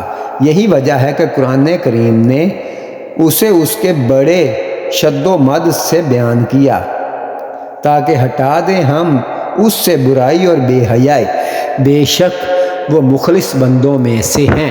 خلاصہ یہ کہ یعقوب علیہ السلام کی صورت کا نظر آنا، ان کا اشارہ سے منع کرنا یا فرشتہ کا ظاہر ہو کر اس سے روکنا، یا عزیز کے گھر میں رکھے ہوئے بت پر عزیز مصر کی بیوی کا پردہ ڈالنا اور یوسف علیہ السلام کا اس سے عبرت حاصل کرنا، ان تمام اقوال کے مقابلہ میں برہان رب کی وہی تفسیر بہتر ہے جو قرآن عزیز کی نظم و ترتیب سے ثابت، یعنی ایمان باللہ کا حقیقی تصور، مربی ماضی کے احسان کی احسان شناسی اور وصف امانت۔ بہرحال حضرت یوسف علیہ السلام جب دروازے کی طرف بھاگے تو عزیز کی بیوی نے پیچھا کیا۔ دروازہ کس طرح کھل گیا، سامنے عزیز مصر اور عورت کا چچا زاد بھائی کھڑے تھے۔ عورت ان کو دیکھ کر پریشان ہو گئی اور اصل حقیقت کو چھپانے کے لیے غلیظ و غضب میں آ کر کہنے لگی، ایسے شخص کی سزا قید خانہ ہے یا دردناک سزا کے علاوہ اور کیا ہو سکتی ہے جو تیرے اہل کے ساتھ ارادہ بد رکھتا ہو؟ یوسف علیہ السلام نے اس کے مکر و فریب کو سنا تو فرمایا، یہ اس کا بہتان ہے۔ اصل حقیقت یہ ہے کہ خود اس نے میرے ساتھ ارادہ بد کیا تھا، مگر میں نے کسی طرح نہ مانا اور بھاگ کر باہر نکل جانا چاہتا تھا کہ اس نے پیچھا کیا اور اتفاقاً سامنے آپ آ گئے تو اس نے یہ جھوٹ گھڑ لیا۔ عزیز کی بیوی کا چچا زاد بھائی ذکی یعنی سمجھدار اور ہوشیار تھا۔ اس نے کہا، یوسف علیہ السلام کا برہان دیکھنا چاہیے، اگر وہ سامنے سے چاک ہے تو عورت راست باز ہے، اگر وہ پیچھے سے چاک ہے تو یوسف علیہ السلام صادق القول ہے اور عورت جھوٹی ہے۔ جب دیکھا گیا تو یوسف علیہ السلام کا برہان پیچھے سے چاک تھا۔ عزیز مصر نے اصل حقیقت کو سمجھ لیا، مگر اپنے عزت و ناموس کی خاطر معاملہ کو ختم کرتے ہوئے کہا، یوسف سچے تم ہی ہو، اور اس عورت کے معاملے سے درگزر کرو اور اس کو یہیں ختم کر دو۔ اور پھر بیوی سے کہا، یہ سب تیرا مکر ہے، تم عورتوں کا مکر و فریب بہت ہی بڑا ہوتا ہے، بلا شبہ تو ہی خطا کار ہے، لہٰذا اپنی حرکت بد کے لیے استغفار کر اور معافی مانگ۔ بعض روایات میں کہا گیا کہ یہ شہادت پیش کرنے والا ایک شیر خوار بچہ تھا، خدا نے اسے قوت گویائی عطا فرمائی اور اس بچے نے یہ شہادت دی، لیکن یہ روایت کسی صحیح قوی سند سے ثابت نہیں ہے، اور نہ ہی اس معاملہ میں خواہ مخواہ معجزہ سے مدد لینے کی ضرورت محسوس ہوتی ہے۔ اس شاہد نے جس قرینہ کی بنیاد پر جس بات کی طرف توجہ دلائی وہ سراسر ایک معقول شہادت ہے، اور اس کو دیکھنے سے بیک نظر معلوم ہو جاتا ہے کہ وہ شخص ایک معاملہ فہم اور جاندار آدمی تھا، جو صورت معاملہ سامنے آتے ہی معاملہ کی تہہ تک پہنچ گیا۔ مفسرین کے یہاں شیر خوار بچہ کا قصہ دراصل یہودی روایات سے آیا ہے۔ تفسیروں میں ایک مرفوع روایت کے حوالہ سے آتا ہے کہ یہ گویا ایک شیر خوار بچہ تھا جو بطور خرق عادت حضرت یوسف علیہ السلام کی صفائی میں بول اٹھا تھا، لیکن بہت سے ائمہ تفسیر نے اس کے علاوہ کہا ہے کہ یہ شخص زلیخا کا چچا زاد بھائی تھا جو شاہی درباریوں میں سے تھا۔ مکان بسی ابن جریر ان اکرمہ، یہاں شہادت سے عرفی اور اصطلاحی شہادت مراد نہیں، جس کے لیے عاقل بالغ مسلمان عادل اور موقع پر موجود ہونا شرط ہے، یہ اصطلاحات کے بعد کی پیداوار ہے۔ یہ گواہی تو صرف اس معنی میں تھی کہ اس نے فریقین کے متضاد بیانات کے درمیان فیصلے کا ایک علاقانہ طریقہ سمجھا دیا۔ نسوتہ عزیز مصر نے اگرچہ فضیحت اور رسوائی سے بچنے کے لیے اس معاملے کو یہیں ختم کر دیا، مگر بات پوشیدہ نہ رہ سکی، اور شدہ شاہی خاندانوں کی عورتوں میں یہ چرچا ہونے لگا کہ عزیز مصر کی بیوی کس قدر بے حیا ہے کہ اپنے غلام پر فدا ہو گئی۔ اتنے بڑے مرتبہ کی عورت اور غلام سے اختلاط کا ارادہ آہستہ آہستہ اس تان و تشنی کی خبر عزیز مصر کی بیوی تک بھی پہنچ گئی۔ اس نے یہ تان بے حد شاک گزرا، اس نے چاہا کہ اس کا انتقام لے، اور ایسا انتقام لے جس بات پر وہ مجھے طعنہ کرتی ہیں اسی میں ان کو مبتلا کیا جائے۔ یہ سوچ کر ایک روز شاہی خاندان اور امادین شہر کی عورتوں کے کھانے کی دعوت دی، اور جب کھانا کھانے کے لیے دسترخوان پر بیٹھ گئیں اور سب نے ترنج یا گوشت وغیرہ کاٹنے کے لیے چھریاں ہاتھ میں لیں، تب عزیز کی بیوی نے یوسف علیہ السلام کو حکم دیا کہ وہ باہر آئیں۔ حضرت یوسف علیہ السلام ملکہ کے حکم سے باہر نکلے تو تمام عورتیں جمال یوسف کو دیکھ کر دنگ رہ گئیں، اور رخ انور کی تجلی و تابانی سے اس قدر متاثر ہوئیں کہ چیزیں کاٹنے کی بجائے بخود میں اپنے ہی ہاتھ کاٹ لی، اور بے ساختہ کہنے لگیں کہ کون کہتا ہے یہ انسان ہے، باخدا یہ تو نور کا پتلا ہے اور بزرگ فرشتہ ہے۔ یہ دیکھ کر عزیز کی بیوی بے حد محفوظ ہوئی، اپنی کامیابی اور ان کی شکست پر فخر کرتے ہوئے کہنے لگی، یہی وہ غلام ہے جس کے عزق و محبت کے بارے میں تم نے مجھ کو متون کر رکھا ہے، اب اس کو دیکھ کر خود تمہارا حال کیا ہے، اب تم خود ہی بتاؤ، میرا یہ عشق بجا ہے یا بے جا، اور تمہاری ملامت برہم ہے یا بے محل۔ مصری عورتوں کی یہ مدہوشی دیکھ کر اس کو مزید حوصلہ ہو گیا، اور شرم و حیا کے سارے حجاب درکنار کر کے اس نے اپنے برے ارادے کا ایک مرتبہ پھر اظہار کیا، اور یہ بھی کہا کہ بے شک میں نے اس کا دل اپنے قابو میں لینا چاہا تھا، مگر وہ قابو میں نہ ہوا، مگر یہ کہہ دیتی ہوں اگر اس نے میرا کہنا نہ مانا تو اس کو جیل جانا پڑے گا اور بہت ذلیل و خوار ہوگا۔ جن حالات میں یوسف علیہ السلام مبتلا تھے، 19-20 سال کا ایک خوبصورت نوجوان ہے جو بددیانہ زندگی سے بہترین تندرستی اور بھری جوانی لے کر آیا تھا۔ جلا وطنی اور جبری غلامی کے مراحل سے گزرنے کے بعد قدرت اسے رئیس اور رکن سلطنت کے گھر لے آئی تھی۔ یہاں پہلے تو خود گھر کی بیگم ہی اس کے پیچھے پڑ جاتی ہے، جس سے اس کا شب و روز کا سابقہ ہے۔ پھر اس کے حسن کا چرچا پورے دارالسلطنت میں ہونے لگا اور شہر بھر کے امیر گھرانوں کی عورتیں اس پر فریفتہ ہو جاتی ہیں۔ اب ایک طرف وہ اور دوسری طرف سینکڑوں خوبصورت جال ہیں اور ہر وقت ہر جگہ اسے پھانسنے کے لیے پھیلائے ہوئے ہیں۔ اس حالت میں یہ خدا پرست نوجوان، جس کا کامیابی کے ساتھ ان شیطانی ترغیبات کا مقابلہ کرتا ہے، وہ بجائے خود کچھ کم قابل تعریف نہیں، مگر اس پر بھی وہ اپنی بشرا کمزوریوں کا خیال کر کے کانپ اٹھتا ہے اور نہایت عاجزی کے ساتھ خدا سے دل ہی دل میں مدد کی التجا کرتا ہے کہ اے رب، میں ایک کمزور انسان ہوں، میرا اتنا بل بوتا کہاں کہ ان بے پناہ ترغیبات کا مقابلہ کر سکوں۔ تو مجھے سہارا دے دے اور اپنی پناہ رکھ، ڈرتا ہوں کہ کہیں میرے قدم پھسل نہ جائیں۔ یوسف علیہ السلام زندان میں۔ بہرحال یوسف علیہ السلام کو قید خانہ بھیج دیا گیا اور ایک بے خطا و خطا وار معصوم کو مجرم بنا دیا گیا تاکہ بیوی فضیحت و رسوائی سے بچ جائے اور مجرم کو کوئی مجرم نہ کہہ سکے۔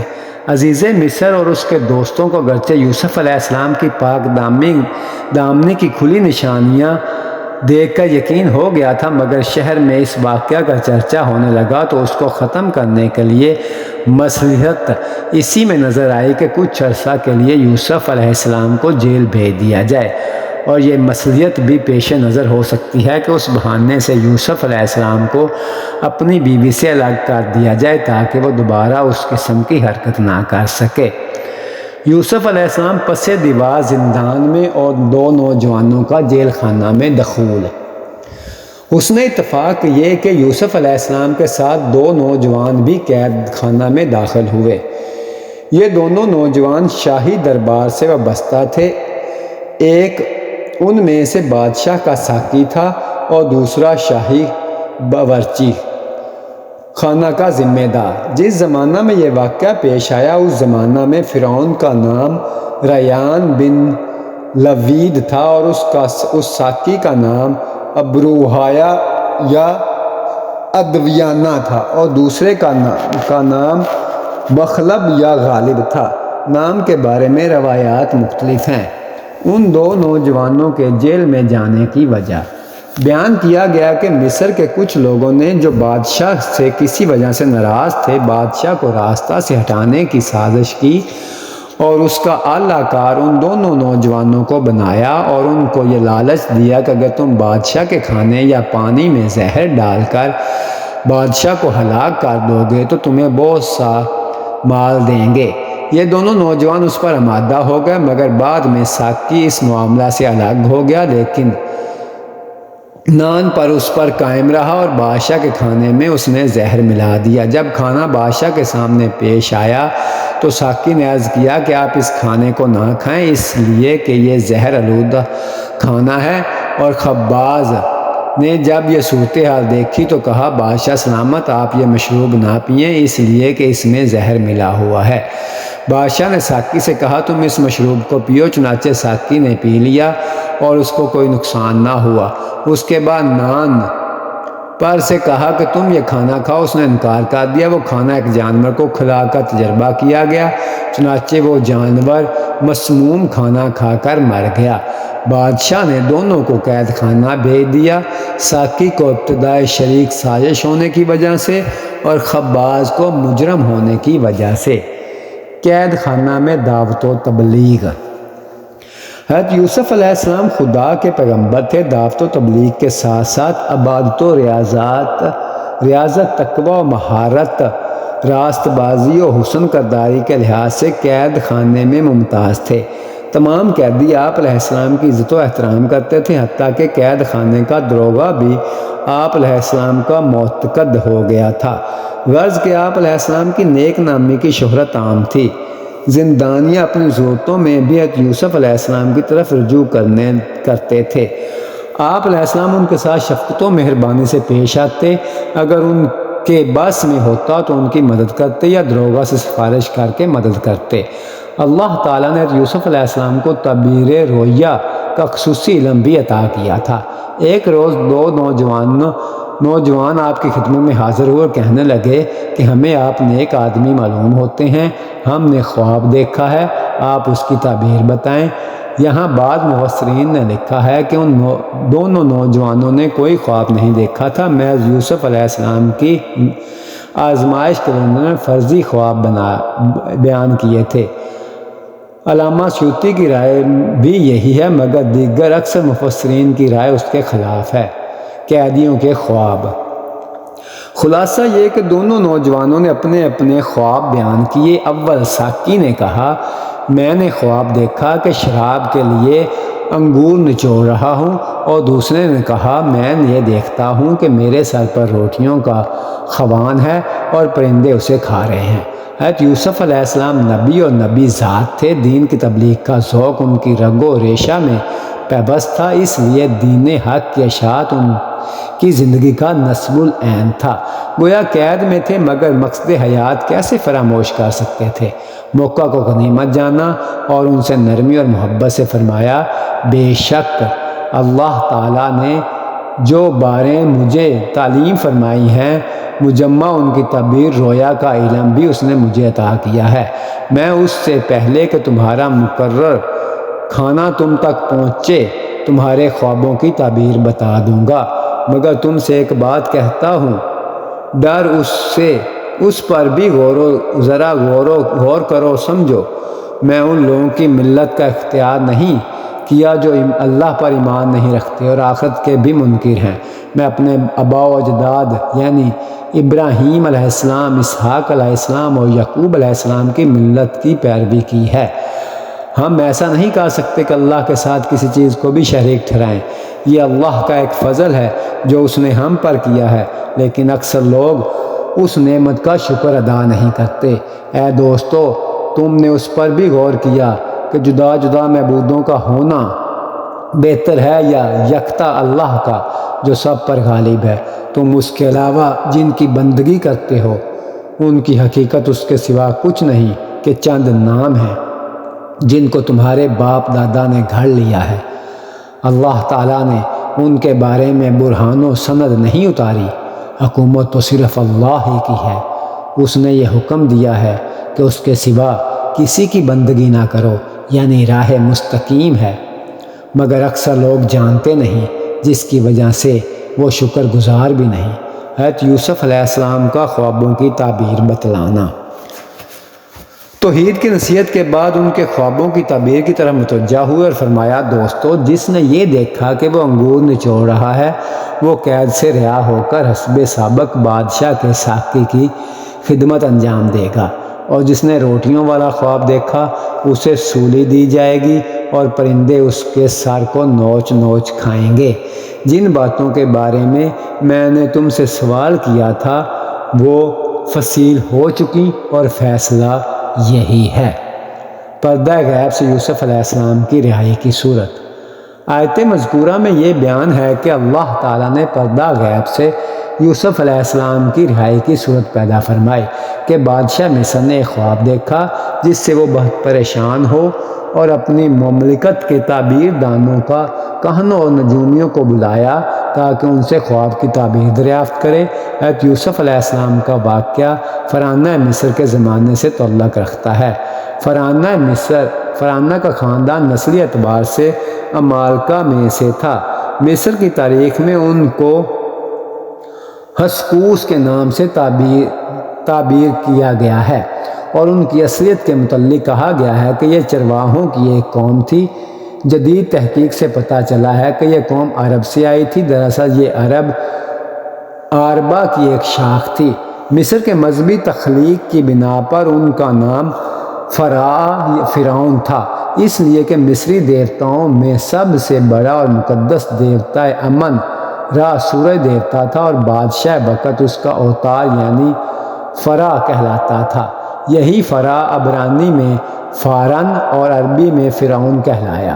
حضرت یوسف علیہ السلام کے زمانہ کے فرعون کا نام ریان بن ولید بتایا گیا ہے اور مصری جدید تحقیقات آثار میں آیونی کے نام سے موسوم ہے۔ شاہ مصر کا خواب۔ طویل مدت کے بعد ایک ایسا واقعہ پیش آیا جس نے اسے رہا ہونے والے ساقی کو سیدنا یوسف علیہ السلام کا پیغام یاد دلایا۔ واقعہ یہ ہو کہ شاہ مصر کو ایک عجیب اور ڈراؤنا سا خواب آیا۔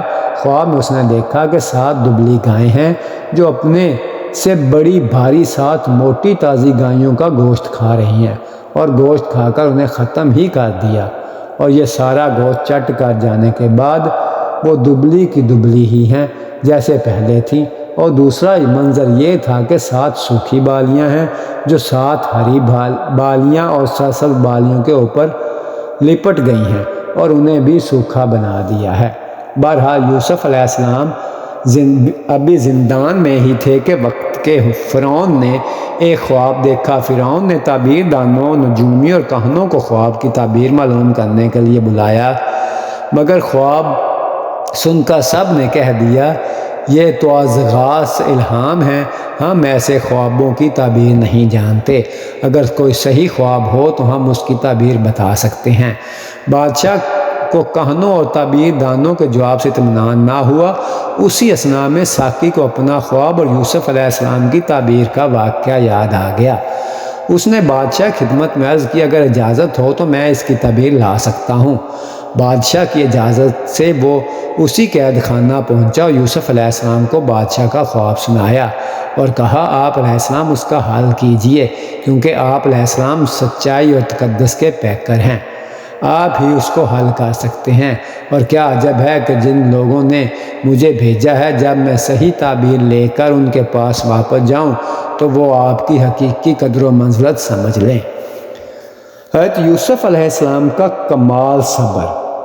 حضرت یوسف علیہ السلام کے کمال صبر و استقلال کا اندازہ کیجئے اور جلالت قدر کا اندازہ لگائیے کہ جن ظالموں نے مجھے بے قصور کو زندان میں ڈالا ہے وہ اگر تباہ ہو جائیں اور اس خواب کا حل نہ پا کر برباد ہو جائیں تو اچھا ہے، ان کی یہی سزا ہے۔ ایسا کچھ بھی نہیں، بلکہ اس سلسلہ میں صحیح تدبیر بھی بتلائی اور ساقی کو پوری طرح مطمئن کر کے فرمایا اس خواب کی تعبیر اور اس کی بنا پر جو کچھ تم کو کرنا چاہیے وہ یہ ہے کہ تم 7 سال تک لگاتار کھیتی کرتے رہو اور یہ تمہاری خوشحالی کے سال ہوں گے۔ جب کھیتی کٹنے کا وقت آئے تو مقدار تمہارے سال بھر کھانے کے لیے ضروری ہو اس کو الگ کر لو اور باقی غلہ کو ان کے خوشوں میں رہنے دو تاکہ محفوظ رہیں اور گلے سڑے نہیں۔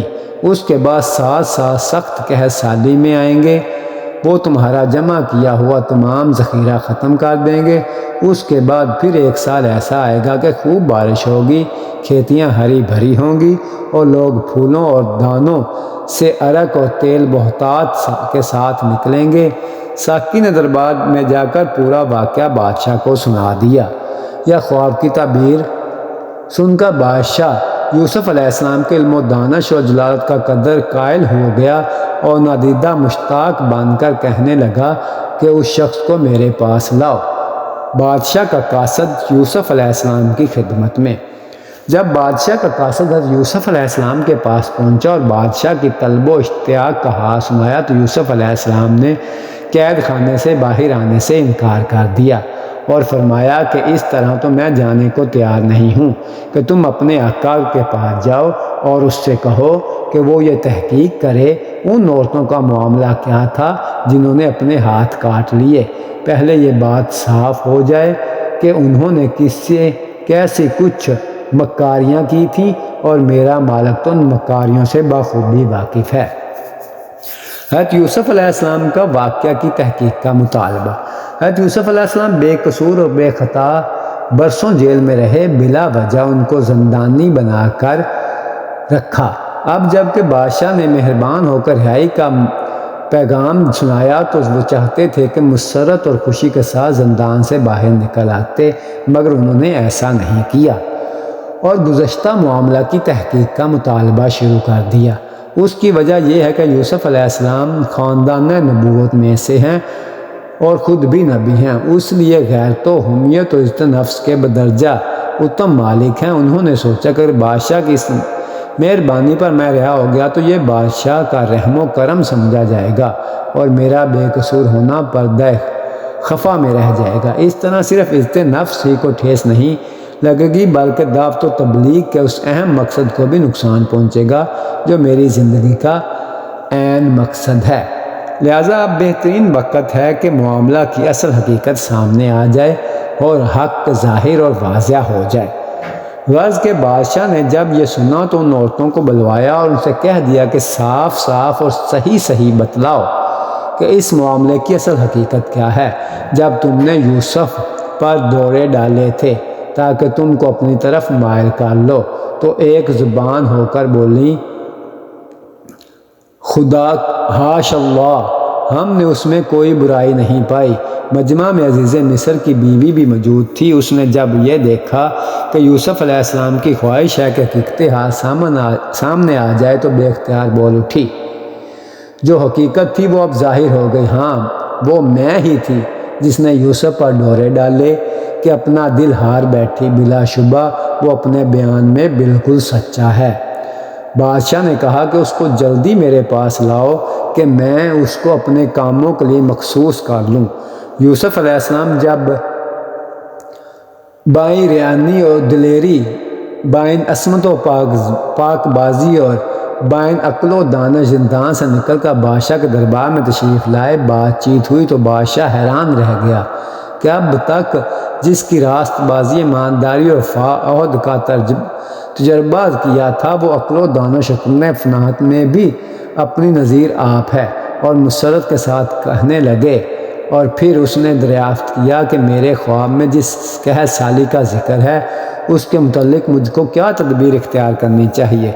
यूसुफ अलैहिस्सलाम ने जवाब दिया, कहा अपनी ममलिकत के ख़जानों पर आप मुझे मुख्तियार कीजिए, मैं हिफाजत कर सकता हूँ और उस काम का करने वाला हूँ। चुनांचे बादशाह ने ऐसा ही किया और यूसुफ अलैहिस्सलाम को अपनी तमाम ममलिकत का अमीन व कफ़ील बना दिया और शाही ख़जानों की कुंजियाँ उनके हवाले करके मुख्तार आम कर दिया। हज़रत यूसुफ अलैहिस्सलाम की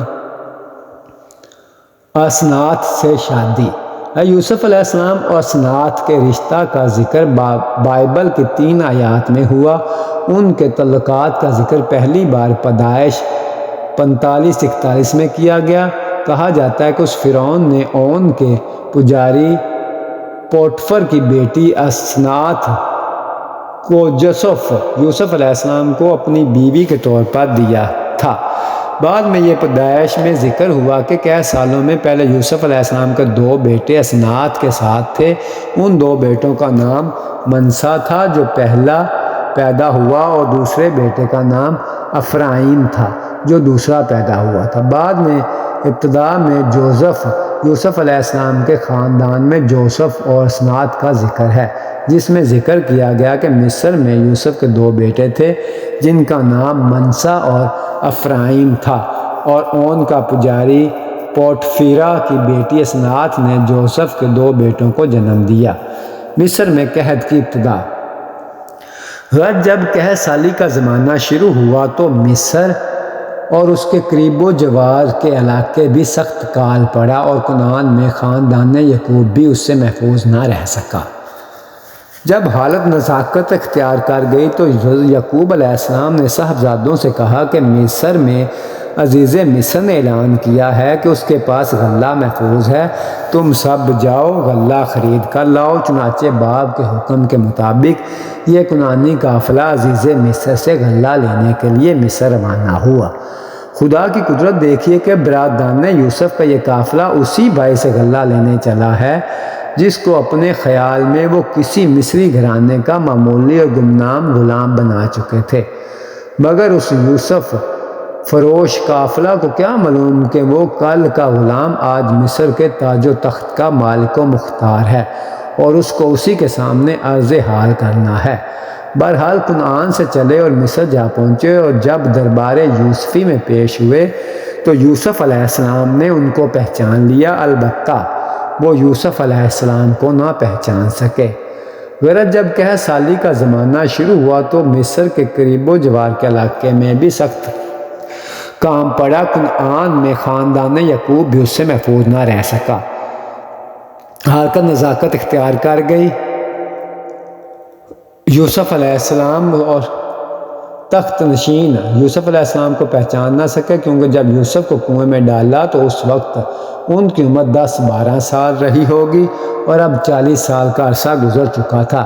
اتنی مدت میں ہر چیز تبدیل آ جاتی ہے، اور اگر اس طرح شبہ کرتے تو وہ کس طرح؟ ان کے وہم و گمان میں بھی یہ بات نہ آ سکتی تھی کہ یوسف اور تخت شاہی۔ برادران یوسف پر جاسوسی کا الزام۔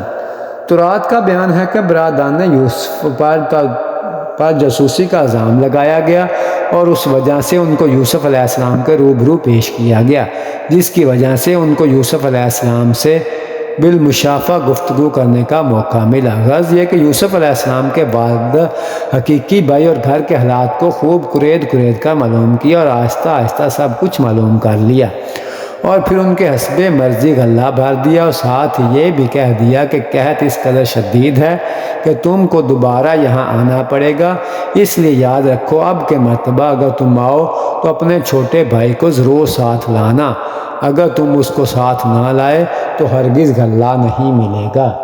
برادران یوسف نے کہا کہ ہم اپنے والد کو سمجھائیں گے اور ہر طرح ترغیب دیں گے کہ وہ بنیامین کو ہمارے ساتھ یہاں بھیجنے پر راضی ہو جائیں۔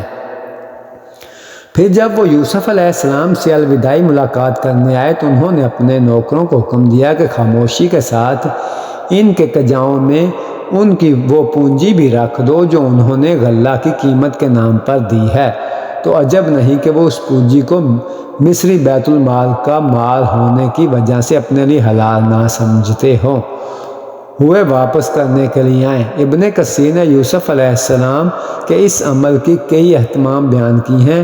ایک تو یہی جواز پر بیان ہوا، دوسرا یہ کہ شاید یوسف علیہ السلام کو یہ خیال ہوا کہ ہو سکتا ہے کہ ان کے پاس اس قدر نقدی کے علاوہ اور نقدی نہ ہو جس کی وجہ سے دوبارہ غلہ لینے کے لیے نہ آ سکیں۔ تیسرا یہ کہ اپنے والد اور بھائیوں سے کھانے کی قیمت لینا گوارا نہ کیا اور اس غلہ کی قیمت شاہی خزانے میں اپنے پاس سے جمع کرا دی۔ بہرحال یوسف علیہ السلام نے یہ انتظامات اس لیے کیے کہ آئندہ بھی بھائیوں کے آنے کا سلسلہ جاری رہے اور چھوٹے حقیقی بھائی بنیامین سے ملاقات ہو جائے۔ برادران یوسف واپس کنعان میں۔ برادران یوسف کا قافلہ جب واپس کنعان پہنچا تو انہوں نے سفر کی پوری روداد اپنے والد یعقوب علیہ السلام کو سنائی اور ان سے کہا کہ مصر کے والی نے صاف صاف کہہ دیا ہے کہ اس وقت تک آئندہ غلہ کے لیے یہاں ہرگز نہ آنا جب تک اپنے علاقائی بھائی کو ساتھ نہ لاؤ، لہٰذا آپ علیہ السلام سے درخواست ہے کہ آپ علیہ السلام اسے ہمارے ساتھ مصر بھیج دیں، ہم اس کی ہر طرح نگرانی اور حفاظت کریں گے۔ حضرت یعقوب علیہ السلام نے فرمایا کہ تم پر اسی طرح اعتماد کروں جس طرح اس کے بھائی یوسف کے بارے میں کر چکا ہوں، اور تمہاری حفاظت ہی کیا، اصل حفاظت اللہ بڑے رحیم کرنے والے کی ہے۔ اس گفتگو کے فارغ ہونے کے بعد انہوں نے اپنا سامان کھولنا شروع کیا تو دیکھا کہ ان کی پونجی انہی کو واپس کر دی گئی ہے۔ یہ دیکھ کر وہ کہنے لگے، ابا جان اس سے زیادہ اور ہم کیا چاہیے، دیکھیے غلہ بھی ملا اور ہماری پونجی بھی جوں کی توں لٹا دی گئی، اس نے تو ہم سے قیمت بھی نہ لی، اب ہمیں اجازت دیجیے کہ ہم دوبارہ اس کے پاس جائیں اور گھر والوں کے لیے رسد لائیں اور بنیامین کو بھی ہمارے ساتھ بھیج دیں، اس کی حفاظت کے ہم ذمہ دار ہیں، اور ایک اونٹ کا بوجھ اور زیادہ لائیں گے، اس لیے کہ یہ غلہ جو ہم لائے ہیں کافی نہیں ہے۔ یعقوب علیہ السلام کا بنیامین کو ساتھ بھیجنے سے انکار۔ بہرحال یعقوب علیہ السلام نے فرمایا کہ بنیامین کو ہرگز تمہارے ساتھ نہیں بھیجوں گا جب تک تم اللہ کے نام پر مجھ سے عہد نہ کرو، اور یہ کہ جب تک ہم خود نہ گھیر لیے جائیں اور ہر طرح سے مجبور کر دیے جائیں، ہم اس کو ضرور آپ علیہ السلام کے پاس واپس لائیں گے۔ جب سب نے متفقہ طور پر اپنے والد کے سامنے عہد کیا اور ہر طرح اطمینان دلایا، تب یعقوب علیہ السلام نے فرمایا کہ جو کچھ ہو محض اسباب ظاہری کی بنا پر ہے، ورنہ کیا تم اور کیا تمہاری حفاظت اور کیا ہم اور کیا ہمارا عہد، ہم سب خدا کی نگہبانی چاہیے۔ یعقوب علیہ السلام نے بیٹوں کو رخصت کرتے ہوئے وقت نصیحت فرمائی کہ دیکھو سب ایک دروازے سے داخل نہ ہونا بلکہ متفرق دروازوں سے داخل ہونا۔ اور یہ بھی فرمایا کہ اس نصیحت کا مقصد یہ نہیں کہ تم اپنی تدابیر پر مغرور رہو بیٹھو، کیونکہ میں تمہیں کسی ایسی بات سے ہرگز نہیں بچا سکتا جو اللہ کے حکم سے ہونے والی ہے۔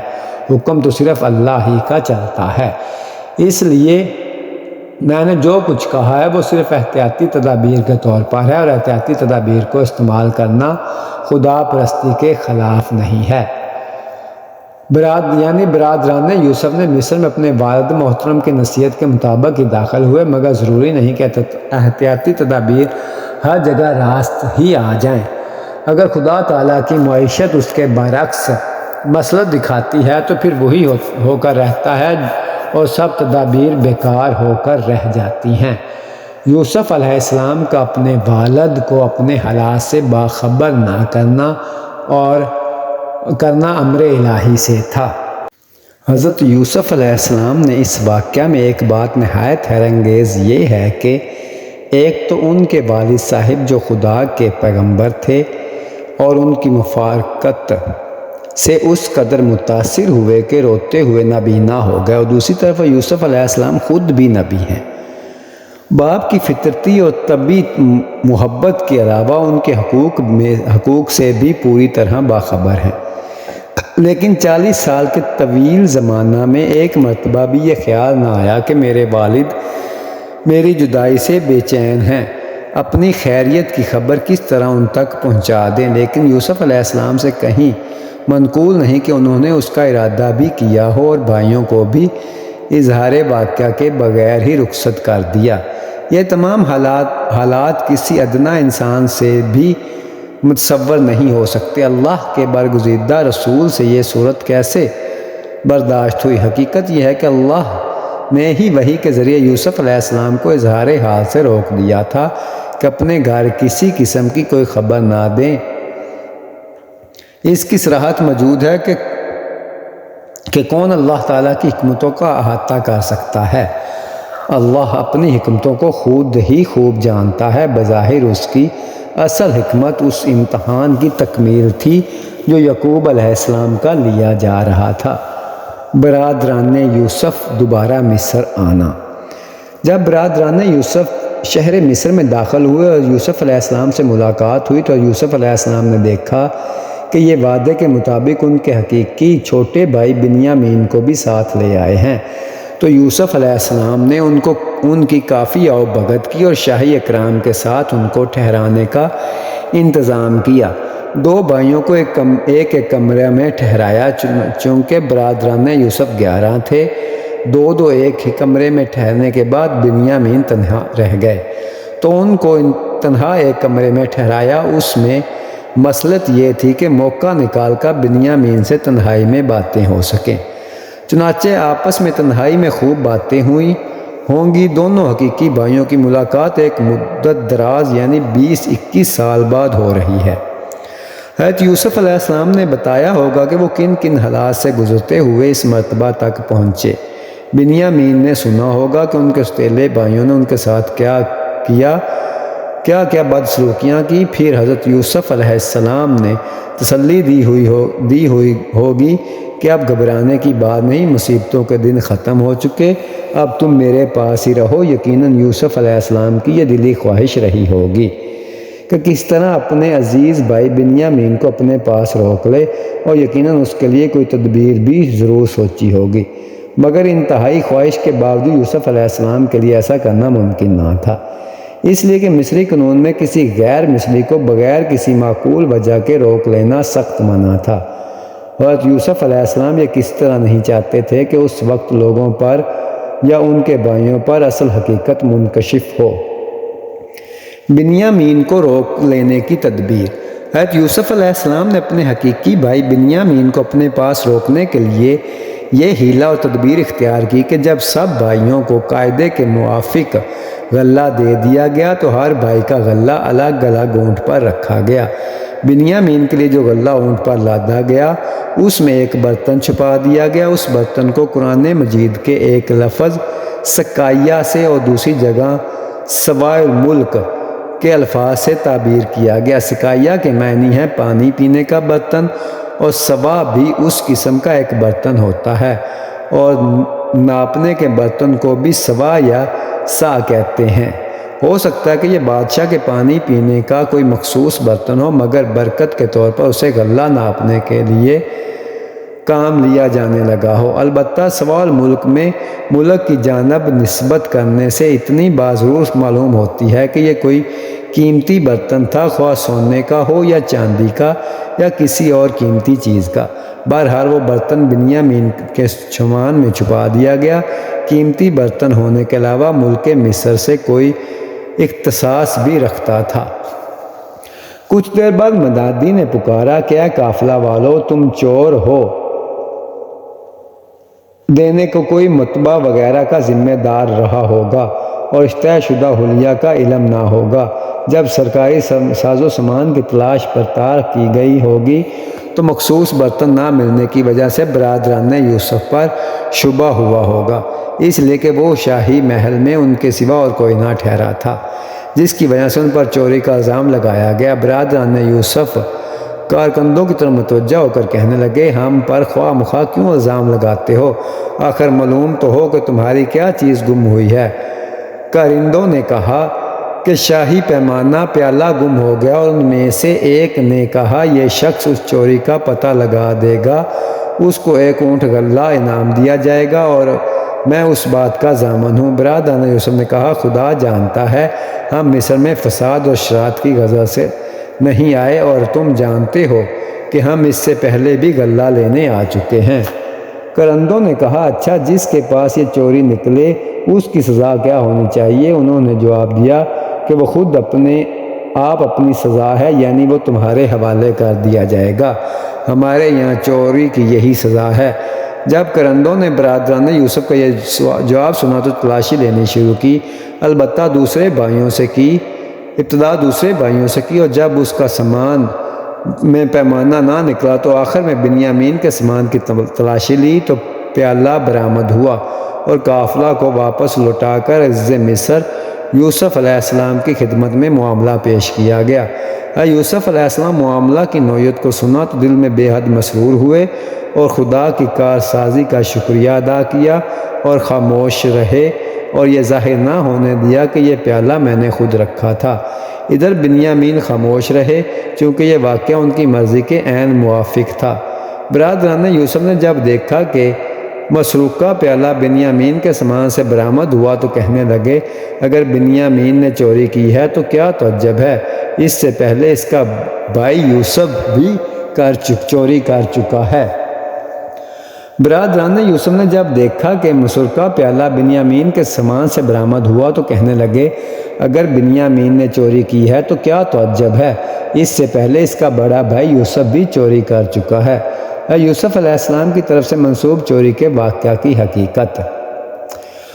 یوسف علیہ السلام کی ولادت کے تھوڑے ہی دنوں بعد بنیامین کی ولادت ہوئی تھی، اور اس ولادت کے سلسلہ میں ان کی والدہ راحیل کا انتقال ہو گیا تھا۔ اب یہ دونوں بچے بغیر ماں کے رہ گئے تھے، جس کی وجہ سے ان کی تربیت ان کی پھوپھی کی گود میں ہوئی تھی۔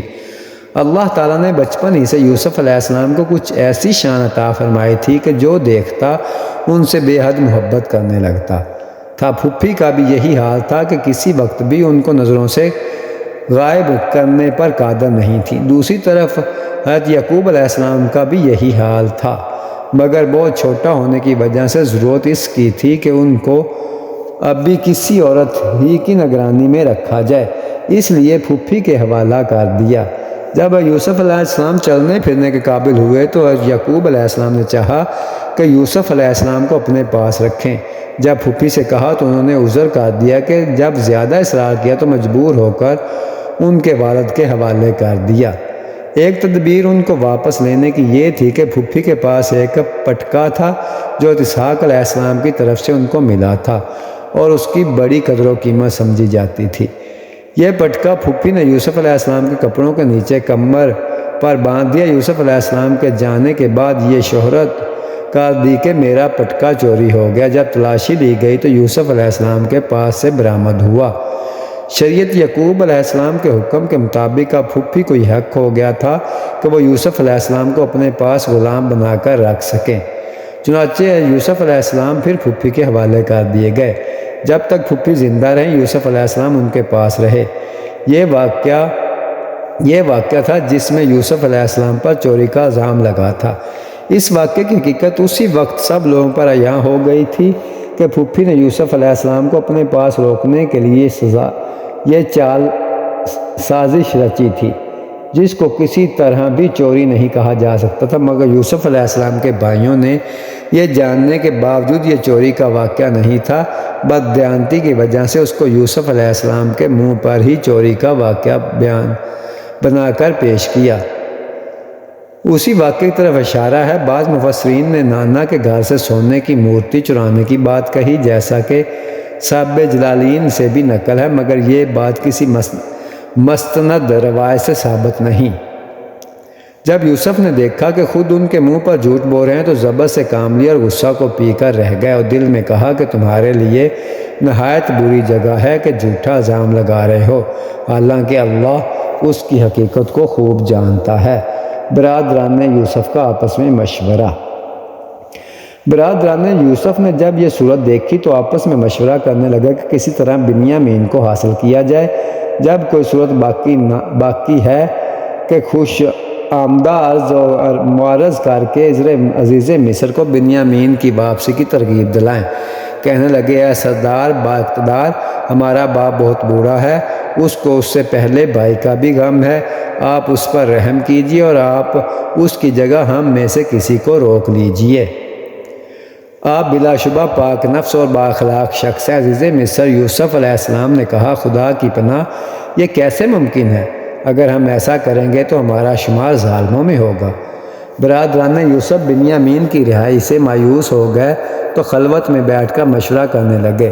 ان میں سے ایک علم و فاضل میں بڑے بھائی نے، جس کا نام یہودا تھا، یا عمر میں بڑے بھائی تھے جس کا نام روبیل تھا، کہ میں تو یہیں رہوں گا، آپ سب لوگ ابا جان کے پاس جائیں اور ان کو بتلائیں کہ آپ کے صاحبزادے نے چوری کی ہے، جس کی پاداش میں ان کو روک لیا گیا ہے، اور ہم جو کچھ کہہ رہے ہیں وہ چشمدید حالات ہیں کہ مسروقہ مال ہمارے سامنے بنیامین کے سامان سے برآمد ہوا، اور ہمیں کوئی غیب کا علم تو تھا نہیں کہ یہ چوری کرے گا، اور ہم ہرگز اس کو واپس لانے کے ذمہ داری نہ لیتے۔ چنانچہ برادران یوسف اس سے پہلے کہ ایک فریب یوسف علیہ السلام کے بارے میں دے چکے تھے، یہ جانتے تھے کہ ہمارے مذکورہ بیان پر والد صاحب کو ہرگز اطمینان نہ ہوگا، اس لیے مزید تاکید کے لیے کہا کہ آپ کو ہماری بات کا یقین نہ آئے تو مصر کے لوگوں سے تحقیق کرا لیں، اور آپ اس قافلے سے بھی تحقیق کرا سکتے ہیں جو ہمارے ساتھ ہی مصر سے کنعان آیا ہے، اور ہم اس بیان سے بالکل سچے ہیں۔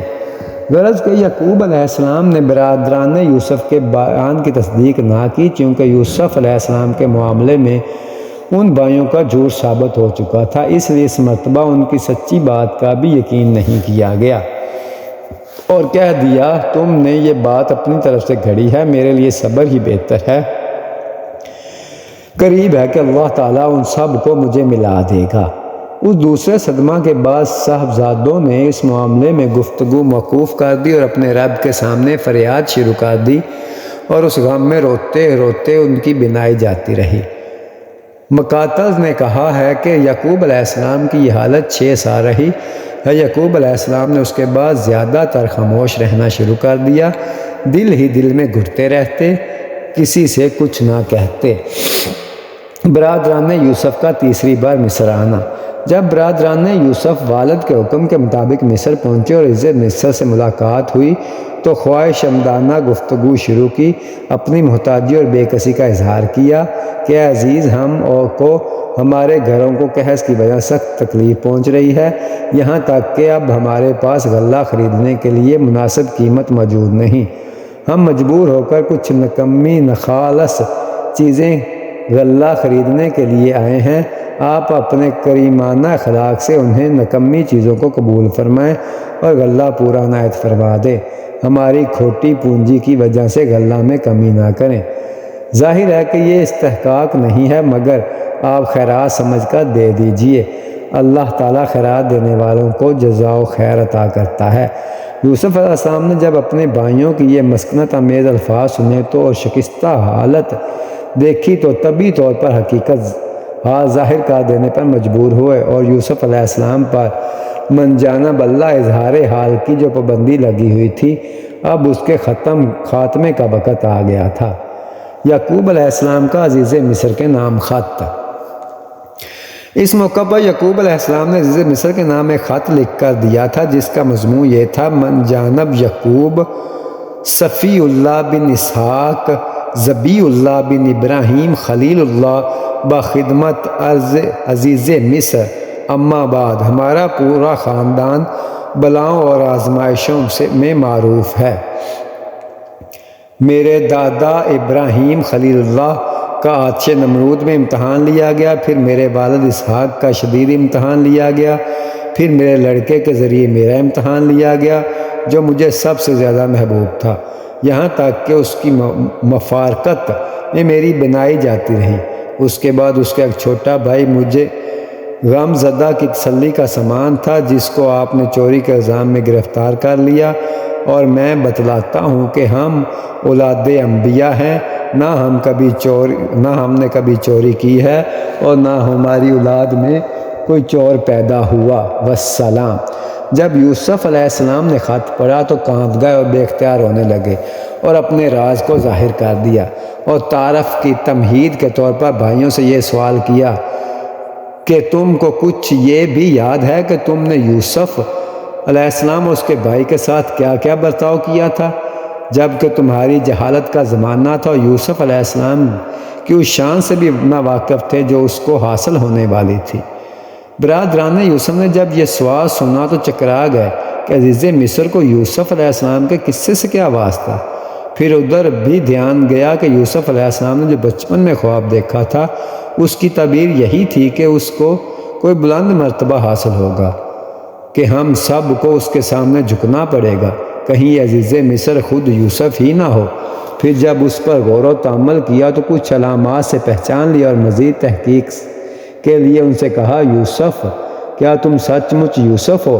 تو یوسف علیہ السلام نے کہا: ہاں، میں ہی یوسف ہوں، اور یہ بنیامین میرا حقیقی بھائی ہے۔ سوال کے جواب میں اقرار و اعتراف کے ساتھ یوسف علیہ السلام نے اللہ تعالیٰ کے احسان کا ذکر اور صبر و تقویٰ کے بتائج حسنہ بھی بیان کر کے بتلایا کہ تم نے مجھے ہلاک کرنے میں کوئی دقیقہ فورگزشت نہیں کیا، لیکن یہ اللہ کا فضل و احسان ہے کہ اس نے نہ صرف مجھے کنویں سے نجات عطا فرمائی، بلکہ مصر کی فرمان روائی بھی عطا فرمائی، اور یہ نتیجہ یہ ہے اس صبر و تقویٰ کا جس کی توفیق اللہ ہی نے مجھے عطا کی۔ بھائیوں کا اعتراف جرم۔ بھائیوں نے جب یوسف علیہ السلام کی یہ شان دیکھی تو انہوں نے اپنی غلطی کا اعتراف کر لیا۔ حضرت یوسف علیہ السلام نے بھی پیغمبرانہ عفو درگزر سے کام لیتے ہوئے فرمایا کہ جو ہوا سو ہوا، آج تمہیں کوئی سرزنش نہیں اور ملامت نہیں کی جائے گی۔ فتح مکہ کے دن رسول اللہ علیہ وسلم نے بھی مکہ کے ان کفاروں اور سرداران قریش کو جو آپ کے خون کے پیاسے تھے اور آپ کی طرح طرح کی ازائیں پہنچائی تھیں، قتل کی سازش کی تھی، معاشرتی اور معاشی بائیکاٹ کی، حتیٰ کہ وطن عزیز سے نکلنے پر مجبور کر دیا اور مدینہ میں بھی چین نہ رہنے دیا، یہی الفاظ فرما کر معاف کر دیا: تم جاؤ اور والدین اور اپنے سب متعلقین کو یہاں لے آؤ۔ چنانچہ والد بزرگواری کی نسبت معلوم ہو چکا تھا کہ ان کی بنائی جاتی رہی ہے، اس لیے اپنا کرتا دے کر فرمایا: یہ ان کی آنکھوں کو لگا دینا، بنائی بحال ہو جائے گی۔ ادھر یہ قمیض لے کر قافلہ مصر سے روانہ ہوا، ادھر یعقوب علیہ السلام کو اللہ تعالیٰ کی طرف سے یوسف علیہ السلام کی خوشبو آنے لگی۔ یہ گویا اس بات کا اعلان تھا کہ اللہ کے پیغمبر کو بھی جب اللہ تعالیٰ کی طرف سے اطلاع نہ پہنچے پیغمبر بے خبر ہوتا ہے۔ خدا کی قدرت یوسف علیہ السلام قریب ہی چاہے کنان میں موجود ہیں کبھی نہ کہا کہ یوسف کی خوشبو آتی ہے، کیونکہ خدا کا امتحان پورا کرنا تھا، مگر جب خدا کو منظور ہوا تو ادھر 100 میل دور مصر سے قافلہ یوسف علیہ السلام کا کرتا لے کر چلا۔ ادھر پراہن یوسفی کی خوشبو ہے یعقوب علیہ السلام کے مشام جام کو معطر کرنے لگی۔ کرتا کی وجہ سے بنائی کا حدود کارانہ ظاہر ہے کہ کوئی مادی سبب نہیں ہو سکتا، بلکہ یہ ایک معجزہ تھا۔ یوسف علیہ السلام کو بذان خدا معلوم ہو گیا تھا کہ جب ان کا کرتا والد کے چہرے پر ڈالا جائے تو اللہ تعالیٰ ان کی بنائی بحال کر دیں گے۔ جنتی کرتا کی خصوصیت، ضحاک اور مجاہد وغیرہ ائمہ تفسیر نے فرمایا کہ اس کرتے کی خصوصیات یہ تھی کہ اس لیے تھی کہ یہ کرتا عام کپڑوں کی طرح نہ تھا، بلکہ ابراہیم علیہ السلام کے لیے جنت سے اس وقت لایا گیا تھا جب نمرود نے آپ علیہ السلام کو برہنہ کر کے آگ میں ڈالا تھا۔ پھر یہ جنتی کرتا ہمیشہ ابراہیم علیہ السلام کے پاس رہا۔ حضرت ابراہیم علیہ السلام کے بعد حضرت اسحاق علیہ السلام کے پاس رہا۔ ان کی وفات کے بعد حضرت یعقوب علیہ السلام کے پاس رہا۔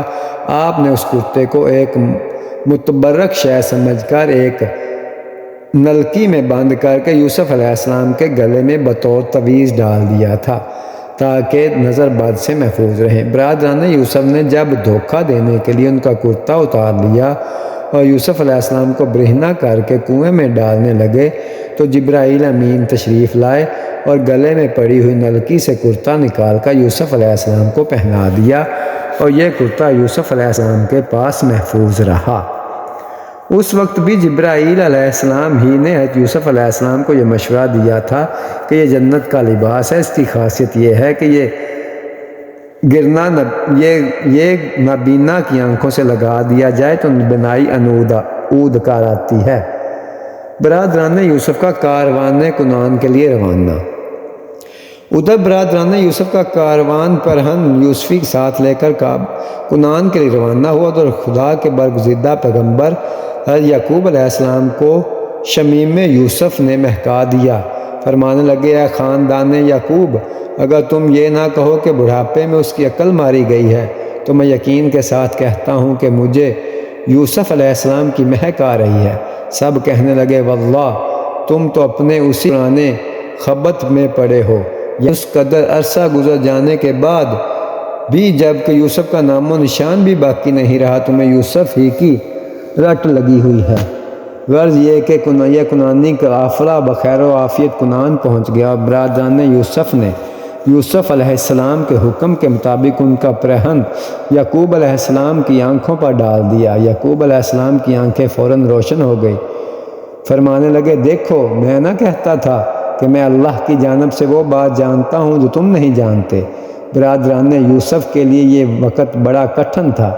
شرم و ندامت میں غرق سر جھکائے ہوئے بولے، اے ابا جان، آپ علیہ السلام ہمارے لیے جناب باری میں گناہوں کی مغفرت کی دعا کیجیے، کیونکہ اب یہ ظاہر ہو ہی چکا ہے کہ بلا شبہ ہم سخت خطا وار اور قصوروار ہیں۔ یعقوب علیہ السلام نے فرمایا، میں ان قریب تمہارے لیے دعا کروں گا، بلا شبہ وہ غفور الرحیم ہے۔ خاندان یعقوب علیہ السلام مصر میں۔ یعقوب علیہ السلام اپنے پورے خاندان کو لے کر مصر پہنچے۔ جس وقت یعقوب علیہ السلام کا خاندان مصر پہنچا تو ان کی تعداد بائبل کے مطابق 67 یا 70 تھی۔ اس وقت یعقوب علیہ السلام کی عمر 130 سال تھی۔ اس کے بعد مصر میں 17 سال زندہ رہے۔ جب یوسف علیہ السلام کو اطلاع ہوئی کہ ان کے والد ماں خاندان شہر قریب پہنچ گئے ہیں تو فوراً استقبال کے لیے شہر سے باہر نکلے۔ جب دونوں نے ایک دوسرے کو مدت دراز کے بعد دیکھا تو فرط محبت میں یعقوب علیہ السلام نے یوسف علیہ السلام کو سینے سے لگایا، اور جب یہ پرمسرت رقت امیز ملاقات ہو چکی تو یوسف علیہ السلام نے والد سے عرض کیا، اب تو آپ عزت و احترام اور امن و حفاظت کے ساتھ شہر میں تشریف لے چلیں۔ اس وقت مصر کا دارالسلطنت رامیز تھا۔ یوسف علیہ السلام اپنے والد ماجد اور تمام دیگر افراد خاندان کو بڑے کرم و فرار اور تذاکر احتشام کے ساتھ شاہی سواریوں میں بٹھا کر شہر میں لائے اور شاہی محل میں قیام کرایا۔ جب ان تمام باتوں سے فراغت پائی تو اب ارادہ کیا کہ دربار منعقد کریں تاکہ اہل مصر کا بھی یعقوب علیہ السلام ان کے خاندان سے تعارف ہو جائے۔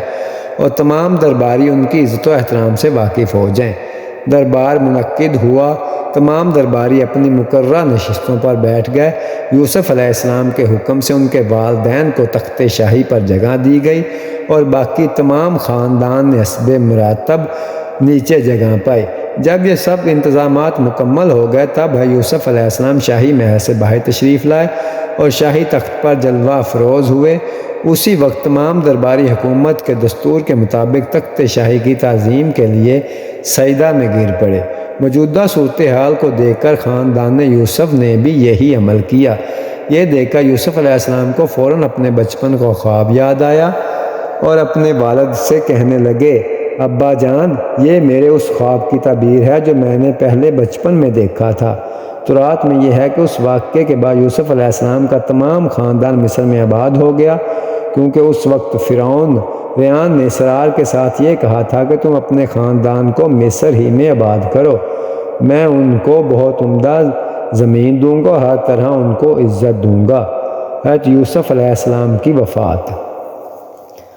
حضرت یوسف علیہ السلام کا انتقال 120 سال کی عمر میں ہوا اور دریائے نیل کے کنارے دفن کیے گئے۔ ابن اسحاق نے عروہ بن زبیر کی روایت سے بیان کیا کہ جب موسیٰ علیہ السلام کو حکم ہوا کہ بنی اسرائیل کو ساتھ لے کر مصر سے نکل جائیں تو بذریعہ وحی یہ بھی کہا گیا کہ ان ہڈیوں کو اپنے ساتھ لے کر ملک شام لے چلیں اور ان کے آباء و اجداد کے پاس دفن کریں۔ اس حکم کے مطابق حضرت موسیٰ علیہ السلام نے تفتیش کر کے ان کی قبر کی دریافت کی جو ایک سنگ مرمر کے تابوت میں تھی۔ اس کو اپنے ساتھ ارض فلسطین کنعان میں لے گئے اور اسحاق اور یعقوب علیہ السلام کے برابر دفن کر دیا۔ سکم میں اس خطے زمین میں دفن کیا گیا جو آپ علیہ السلام کے باپ یعقوب علیہ السلام نے خریدا تھا۔ یوسف علیہ السلام کے بعد قوم امالیک نے فرعونہ مصر پر مسلط ہو کر بنو اسرائیل ان کی حکومت میں رہتے ہوئے دین یوسف علیہ السلام پر قائم رہے، مگر ان کو غیر ملکی سمجھ کر طرح طرح کی ازائیں دی جانے لگیں، یہاں تک کہ موسیٰ علیہ السلام کے ذریعے اللہ تعالیٰ نے ان کو اس عذاب سے نجات دلوائی۔ یعقوب علیہ السلام کی وفات۔ مصر میں 24 سال رہنے کے بعد یعقوب علیہ السلام کی وفات 147 سال کی عمر میں ہوئی۔ سعد بن حبیر رضی اللہ تعالیٰ عنہ نے فرمایا کہ یعقوب علیہ السلام کو سال کی لکڑی کے تابوت میں رکھ کر بیت المقدس کی طرف ان کی وصیت کے مطابق منتقل کیا گیا۔ اللہ پاک سے دعا ہے کہ اللہ پاک ہمیں انبیاء علیہ السلام پر ایمان لانے اور ان کی زندگیوں اور ان کے اعمال پر عمل کرنے کی توفیق عطا فرمائے۔ آمین ثم آمین۔ جزاک اللہ خیرہ۔